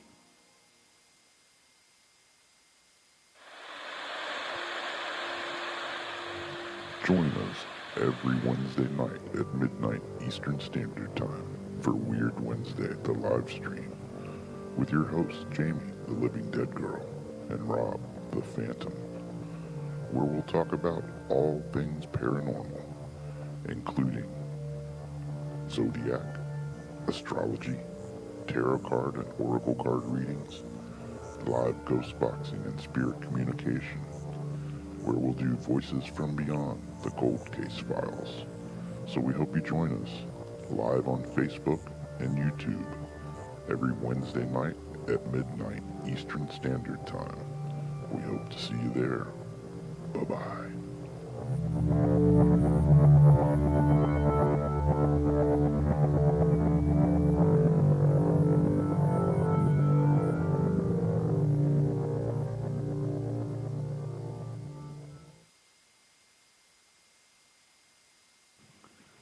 Paranation Magazine is a new paranormal magazine based out of Denver, Colorado. Our goal isn't just to give you the best paranormal content out there, but to promote paranormal unity. We're doing this by giving everyone an opportunity to tell their stories and to share their experiences. For more information, follow us on Facebook at Paranation Magazine and soon, paranationmag.com. I've Never Met a Dead Person I Didn't Like is the extraordinary travels of a young, alone, and broke psychic in the highly anticipated new book from internationally renowned psychic, medium, medical intuitive, and best-selling author Sherry Dillard. Critics have described I've Never Met a Dead Person I Didn't Like as an engrossing memoir, an empowering story of how a broken girl came to accept her psychic gift, a refreshing and fun read. I've Never Met a Dead Person I Didn't Like is available through Amazon, Kindle, Barnes & Noble, and wherever books are sold.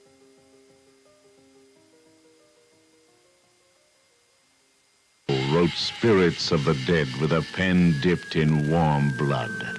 You will see the ultimate in terror with this important all-star cast. Brigitte Bardot, Alain Delon, Jane Fonda, Terence Stamp, and Peter Fonda in Edgar Allan Poe's Spirits of the Dead. Only Poe's demented genius could bring to the screen such horror and evil. Spirits of the Dead stars Brigitte Bardot, Alain Delon, Jane Fonda, Terence Stamp, and Peter Fonda. Directed by three masters of the cinema, Federico Fellini, Louis Malle, and Roger Vadim. Spirits of the Dead is an adventure in terror beyond your wildest nightmares. Spirits of the Dead in color is rated R.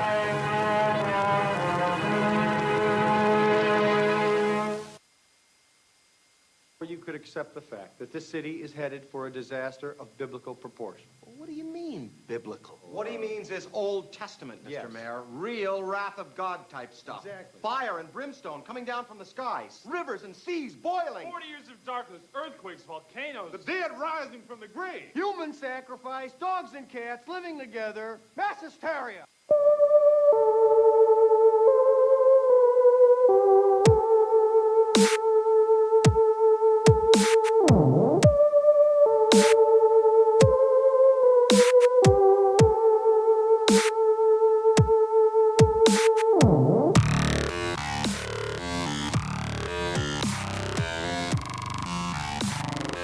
You're listening to Paranormal Soup, bringing you the weird every Sunday night. Call into the show and join the discussion. The call-in lines are 219-230-4444 or 260-225-9419 or by Skype caller ID OOJBland00 or JBland Paranormal Soup. And now to your host, Jason Bland. Tonight's guest is Tiffany Warren. Her YouTube channel is Soul Stories. She's an intuitive psychic who is trying to help people who are maybe living with dark entities, demons, spirits, and help cleanse their house. And she has some of these stories up on her YouTube channel, Soul Stories. She's a great narrator. Check it out. The phone lines are going to be open now. Let me make sure they are open. Turn the Do Not Disturb. Now, I only have the one phone line open tonight. The best way to call in is the OOJBland00 Skype ID or the 219-230-4444. Now, the phone number, it might call because I have Tiffany on the other line. It goes through my cell service. It might hang up on you, but I will try calling you back if it does. So just be prepared. If you call in and it hangs up on you, I will try to call you back. But we got a lot to get to. I don't know how much longer I can go. My back is really killing me, but we got a great guest tonight, so I want to get back to her. So let's go ahead and get rolling on into it.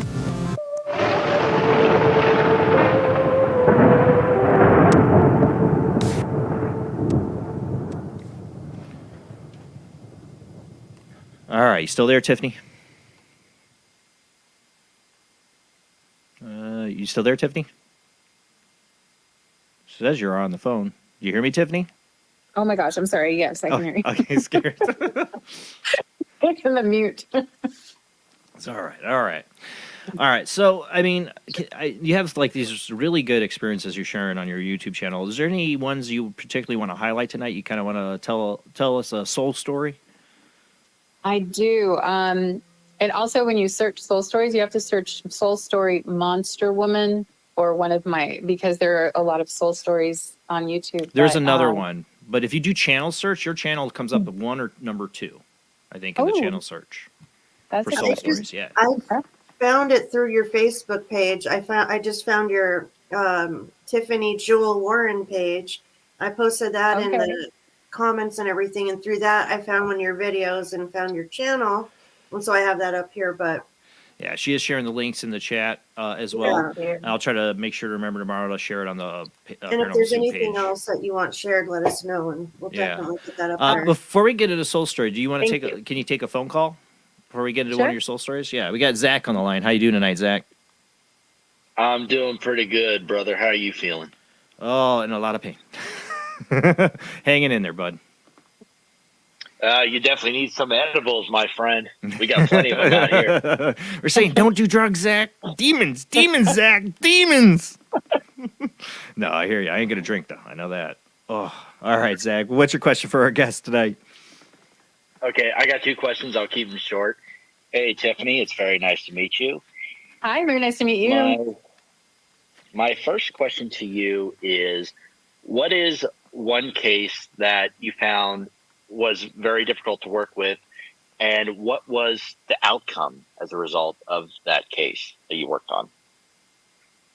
That's a great question. I had a situation, and it's actually one of my soul stories. I don't mind sharing it, where a mom called me, and she was scared because she said her daughter had been experiencing seeing demons in a dream, and she was just horrified for her daughter. So I talked to the daughter, and she was genuinely scared. She wasn't the type of kid that was messing around with stuff. She had abilities, and she didn't know what to do with them, and they were coming after her. So because I feel very protective of kids, I drove 2 hours to help them. There were 2 things going on in the house. One, there was an entity that was a nasty entity, and there was a demonic type thing. I don't even know what type of demon it was, and it was developing itself off of the turmoil in the house, the arguing between the mom and dad, and so there was a lot going on in the house. So the thing when I am clearing a house, and I've actually learned to get better at this, but at the time, it would target my heart palpitations. Ooh.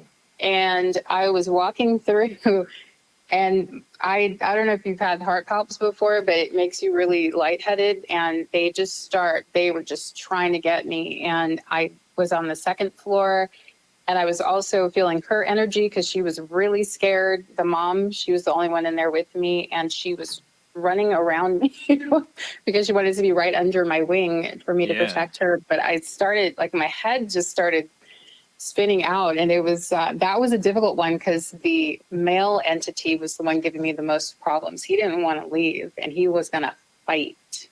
And he started doing creepy stuff. He was humming in my space right here, and he would just keep humming, and he I knew you liked music, right? Yeah, it was beautiful.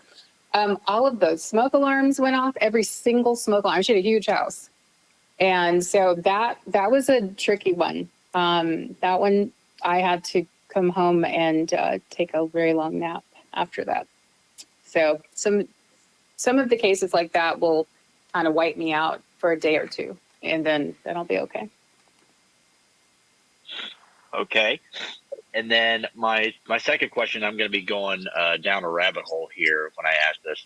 So earlier you had mentioned that you had seen some kind of demonic influences on many people that are out in LA that are drug addicts and the like. Which, by the way, we are getting a lot of LA people out here. A lot of them are my friends. I'll keep them, but a lot of them I'll send them back over your way. But because I live next door in Arizona, so so my second question is: have you seen any kind of similar influences with a lot of people in LA that are either trying to get into the entertainment industry or are in the entertainment industry? And you don't have to use specific names on that. I just wanted to know if you've seen something similar to that. Yes. Yes. The people in LA. So I'm a different kind of LA person because I'm actually born and raised here. A lot of people that come to LA are not born and raised here. The natives were pretty chill. There are people, I don't know if you know who Yogananda is. Paramahansa Yogananda. He actually came to Los Angeles and built the Self-Realization Fellowship. I think he brought, yeah. yeah, All right. he brought yoga to the United Yeah. States or something like that. And he said that he felt that LA was the most spiritual place, like in the country or something like that. I was like, really? Wow. And I believe that because it is the city of the angels. So it's sort of a slap in the face. You know, the city of the angels, we have all of these, you know, demonic things going on. But in the entertainment world, yeah, I'm in the entertainment world. I've been in it. And people will sell their souls. And they just are so desperate. And I say they come here to use LA. You know, they use it up. And so, yes, answer to your question, absolutely. All right. Well, those are all the questions that I had. Thank you so much, Tiffany, for answering my questions. I do greatly appreciate it. And I definitely love hearing everything that you're saying. I can't wait to hear more. Thank you. Nice speaking with you. Thank you, Zach. All right. Have a good night, everybody. Yeah, Hope you feel better, Jason. Thanks, bud. All right, bye. Yeah, it's from famous. I've always, my wife thinks it's weird, but I've always had a fascination with serial killers. Like, maybe it's because I'm so empathic, and it's hard for me to understand how somebody disassociates and dehumanizes people so much as a serial killer would or a sociopath. But one of the ones that always fascinated me is Richard Ramirez, Night Stalker. I was just talking about him. Really? Yes, like 2 days ago. Yeah, he was evil. I mean, personified. Oh, yeah. And he went down, pure Satanist.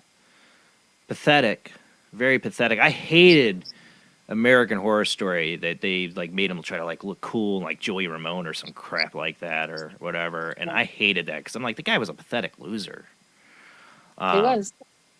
You know, but the Cecil Hotel, you familiar with that? Obviously, right? Stay at Maine. No, was that where he? So it got famous with something more sad. Lisa Lamb, who is a troubled woman who ended up drowning herself in the water system, the containers on top of the Cecil Hotel. There's been a lot of deaths there. Last place the Black Dahlia was seen was at that hotel. You know, it's got a lot of history. They based American Horror Story Hotel after that hotel. Okay. And Richard Ramirez would stay there. He'd actually took his clothes off, everything, after murdering people, and dumped it in the garbage at that hotel outside in the alley and go there. I mean, the place was Skid Row, you know, all the drug addicts would get rooms there for really cheap. You know, it was it's still there. And it has this really bad feeling. Now, Lisa Lamb was not paranormal. There's a good documentary on that. It's not paranormal. There was a lot of misinformation on that. But it was really creepy because she's the one that has the elevator footage of her being in the elevator and seeing something, you know. And then how did she get up to the roof? You know, there's a lot of questions, but I think a lot of good investigation has answered those. But it's got, this place, I swear, if there's a place in LA that's got demons, it's there. Because not only did Richard Ramirez kill a bunch of people and stay there, his copycat murderer from Switzerland came over, stayed there, and murdered a bunch of people. Yeah, probably did it because he knew Richard Ramirez stayed there. But, you know, there's some places in this world that attract the worst. And sometimes I think some of the worst of these people, I'm not trying to take away, they're evil people. They're responsible for their actions, but I swear they're demonically possessed. Oh, yeah. If I were to Richard believe in Ramirez, demonic possession, I'll believe it in a serial killer. Yeah, absolutely. We were kids when that was going on. And, you know, at that time, there was no Google or anything. And everywhere you went, whether it was a supermarket, post office, there was a drawing of him. And I was just horrified because I'm like, oh my gosh, there's this and you could feel it. You could feel it in Los Angeles. It was just heavy and weird. And then everybody was telling we couldn't be by ourselves. You'd have to be with this parent, and then that parent had to Lock your drive to get doors, this because parent. that's how he was getting in. He would find a house, your door's locked, all right, and the next one, yours is unlocked, you're it. Yep. windows, all. It was a very scary time in Los Angeles. Yeah. But I mean, the guy was a professed Satanist. I mean, look at what he was doing. And I mean, yeah, drugs too. Huge drugs. I Yeah. mean, if anybody was demonically infested as a serial killer, there's your guy, you know? And Absolutely. and I swear the Cecil Hotel, it's got some demons. Now, I see Heather saying, she said, I thought that hotel was tore down. They were talking about that it might have to go, but I didn't hear that it ever was tore down. It was changed the name to Stay at Maine. It was the Cecil Hotel, now it's the Stay at Maine, downtown Los Angeles. I don't know the address off the top of my head. Don't go stay there. Don't. Do it. Yeah. And Jason, have you done investigations in LA?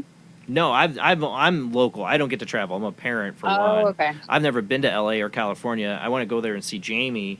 I always wanted to go to LA and yes, go see the Cecil Hotel because I'm that kind of idiot. I've been told you don't want to go there. It is a bad place. Even though they've tried to change the name of the hotel and try to make it different, especially after everything that happened with Lisa Lamb. But yeah, the conditions there I heard are really bad. But that place has got so much history and so much bad stuff. I just want to see like what it feels like. You know, like it's Luke going into the cave of Dagobah. I want to go in and see. Just not take my kids. I did take my kids ghost hunting to St. Augustine Lighthouse with one of our other co-hosts, Rob. They loved it. You know, I'll take them somewhere benign like that, historical. You know, I'll let them check. That was the only one so far, but they loved it. But me and my wife, we like to venture into some of the darker places. So it is on our bucket list to see. I would say we want to go to LA to see the worst probably place. I love it. Okay. I could care about Hollywood and all that. I wouldn't care. Zach's question is great about Hollywood. I mean, they are literally. If you watch, I'm gonna so sound like the church lady, from Saturday Night Live. Must be Satan, because. I mean, it's like they're doing it like so blatantly. I mean, I know it's. I say part of it like I said the thing went on with the Grammys with the whole like, oh, this is Lucifer being shown, sponsored by Pfizer, on the Grammys, like they're the whole like worship, like the devil thing that they did, and I'm like, that's nothing. I've seen Marilyn Manson live. That ain't nothing, But I swear they did it, and they do these things more and more because they don't get ratings. So what they got to do is piss off one segment of society who's going to scream and yell about it that never would watch it anyways, to get the other side to go, well, we support them because we hate you, that they do this kind of cultural war crap. When I'm like, it was no big deal. But at the same time, I can't the one side that's saying they're all demonic and worshiping Satan in Hollywood, they're not helping their cause. The stuff that they do in the music videos and say in life sometimes, I'm like, okay, yeah, that's not cool. Like that, I'm just trying to. I don't like a lot of the music nowadays, but I've seen the music videos. I've seen the people griping about it. I'm like, yeah, that does look very like, yeah, I'm totally into Satan. Yeah, Hollywood is crazy. I never really liked going to Hollywood. I don't like going to Hollywood now. Anytime somebody's like, it's whatever is happening in West Hollywood, I'm just like, really, do I have to go? But yeah, it's a crazy energy, for sure. Heather asked, what is her take on Jeffrey Dahmer? I actually felt sad for Jeffrey Dahmer.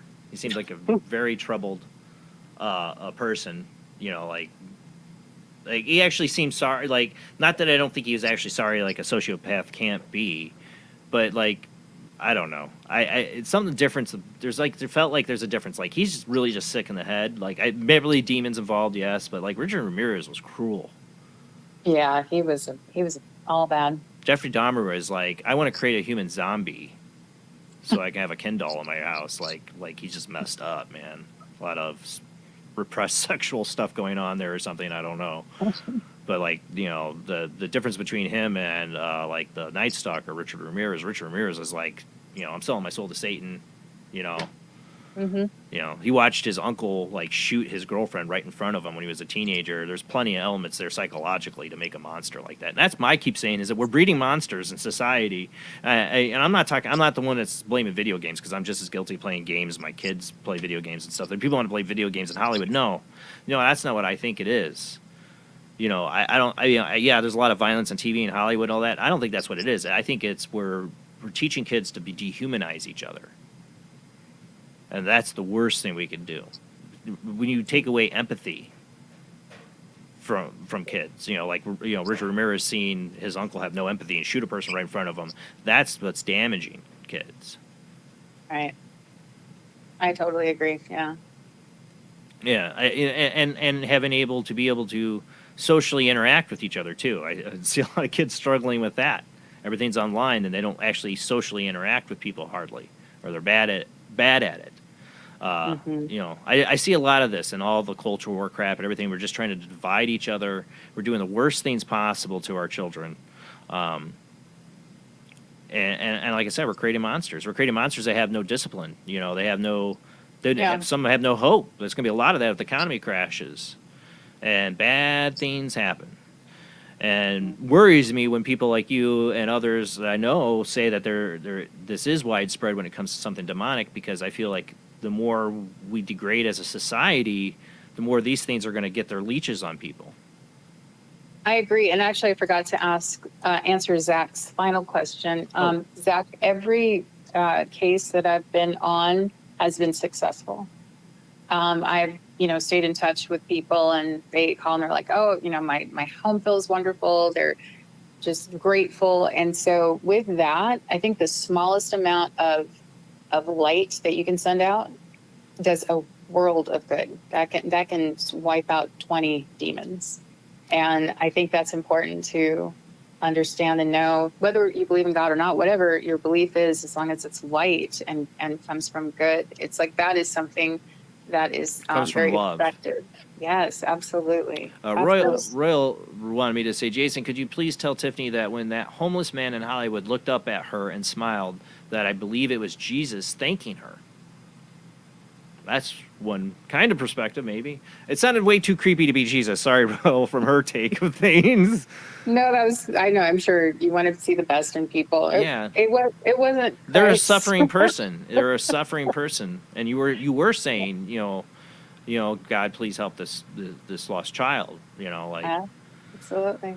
And that's a sad thing. Is that more society degrades, more of these people end up on the streets and homelessness. We got the fentanyl problem. I was getting really scared on the show back years ago when they were having the synthetic cocaine and marijuana, all that stuff, and people tripping out and eating people's faces, and then there's Flocka, and there's people, demons don't scare me, people do. People can hurt you, or the people you love, but what worries me is there a demonic connection to people doing horrible, violent, awful, evil things. Yeah, the influence is. It's just, I don't know, people seem to kind of fall in that direction, follow that direction a lot more than they follow the light. And I believe each of our souls, I think we come back from our past lives to grow your soul. See, okay, what can you do as, Jamie or Jason or Tiffany? What can you do in this lifetime? How much can you grow your soul? And it's just a spiritual warfare right now. Yeah, Bill Bean I've had on here has called himself the spiritual warrior. I'm saying it is a warfare. That we are. I think with this country, especially, is in a spiritual crisis, but it seems like the whole world right now. Absolutely, we are being tested in some way. And like I said, I'm a big believer in reincarnation. Now, you kind of gave us a soul story with Zach's question, but you said you had one in mind? Was it that one, or was there a different one? I think Monster Woman is an interesting one. Yeah. I don't know if people know that demons can be female or male. And that was one of the first female demons I had run into. Yeah, and I would hear this. Yeah, it was personal because it was a close friend. But I was actually working on my master's degree, and it was in the midst of, studying and running around and doing all these things. And she reached out to me one morning, and she's like, hey, Tiff, I don't really know what's going on, but there's something going on. She always calls me, and I said, okay, I'm listening. And she said, well, the house is just feeling really dark, and all of us feel like something is standing around it. She just started telling me all these stories, and I said, okay. And she said, I have somebody staying with me. And I was like, ooh, when you open that door and invite people in, be careful who you invite in because you don't know what they're bringing with them. Yep. And I said, okay, so let me chat with her. So when I spoke to her, she said, well, I feel like it's, we'll call him Dan. Dan is in the house. So this is the deceased husband of my friend, who I was also friends with. And I said, yeah, I don't see it being Dan. But anyway, when I looked into her and did the reading, I thought, oh, wow, that's okay. I was scared to tell them because I knew they were going to freak out. And she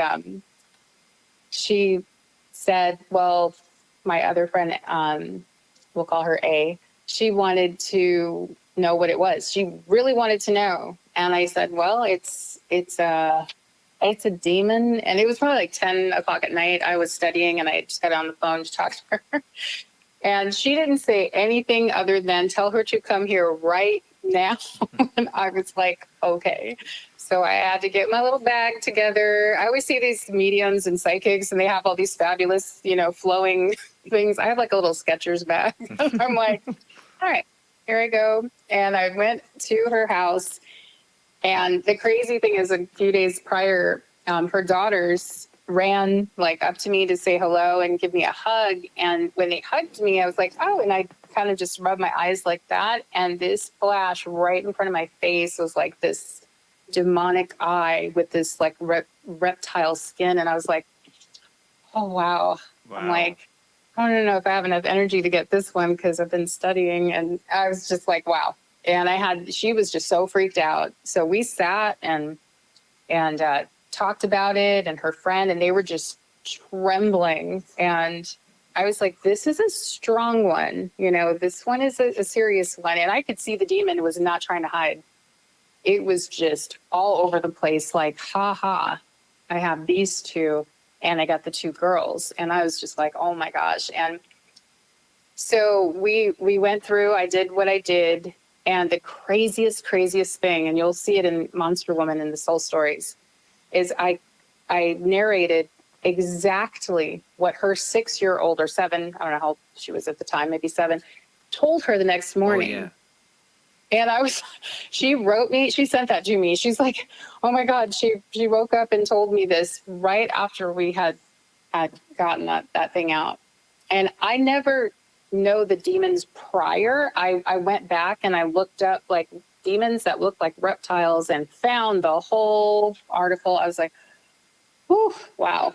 So yeah, that was a crazy one. And I think a lot of people, that freaks people out. My I'd be freaked out by that. I hate reptiles and snakes. That's like my phobia.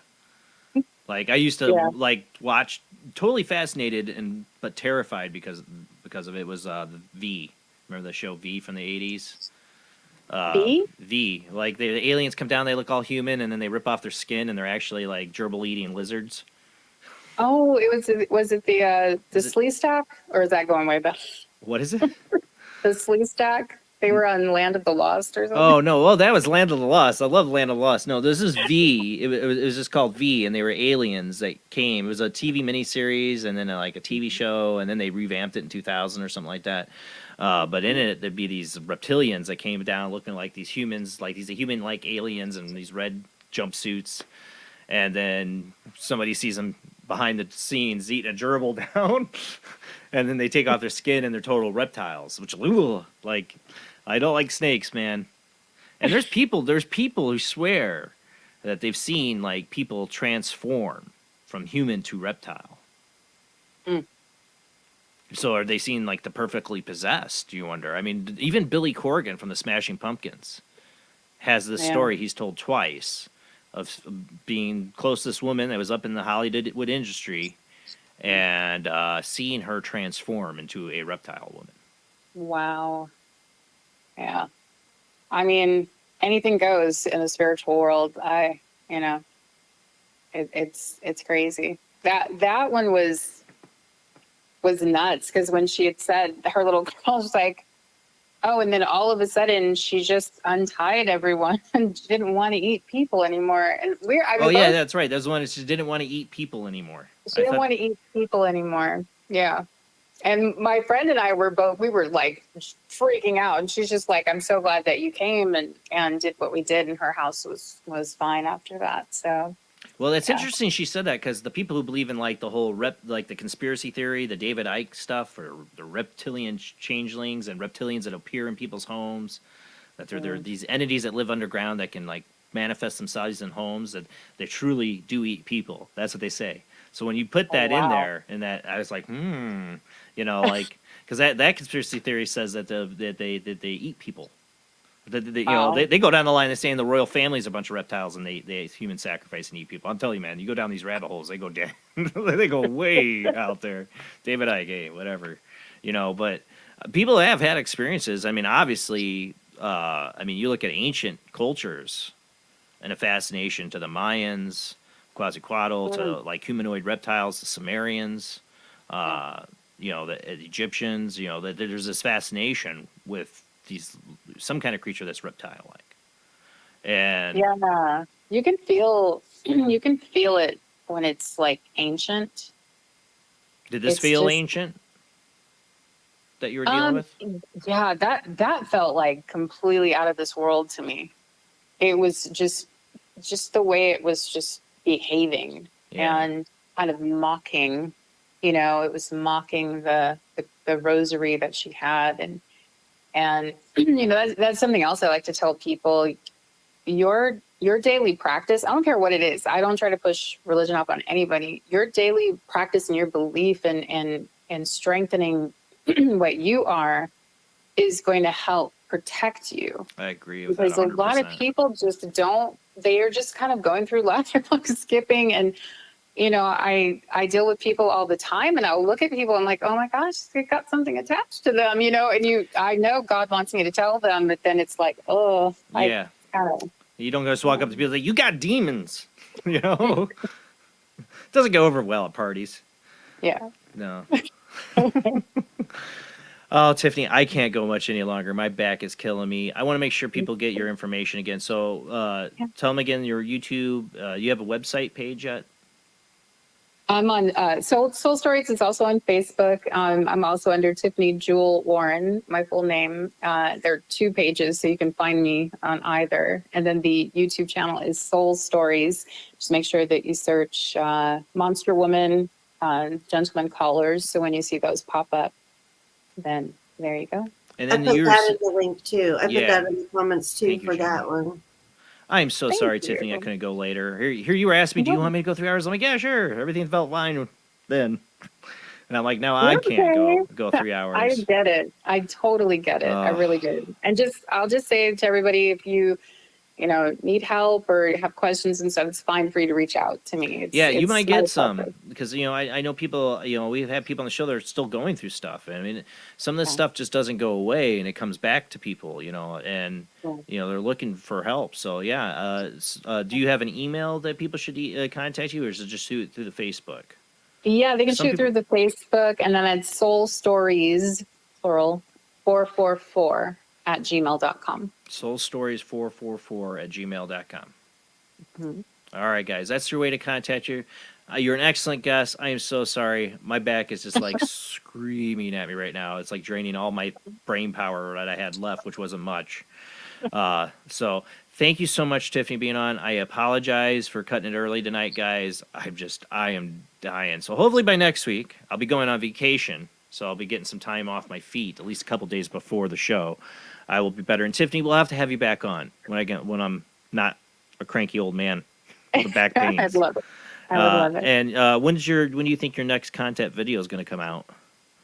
My editor guy, he is great. Actually, I wanted to give a shout out to him. Arkadeep Bakshi. He's actually in India, and he does all of my fantastic videos and matches it with my narration. So I think we're going to be working on one in the next 2 weeks.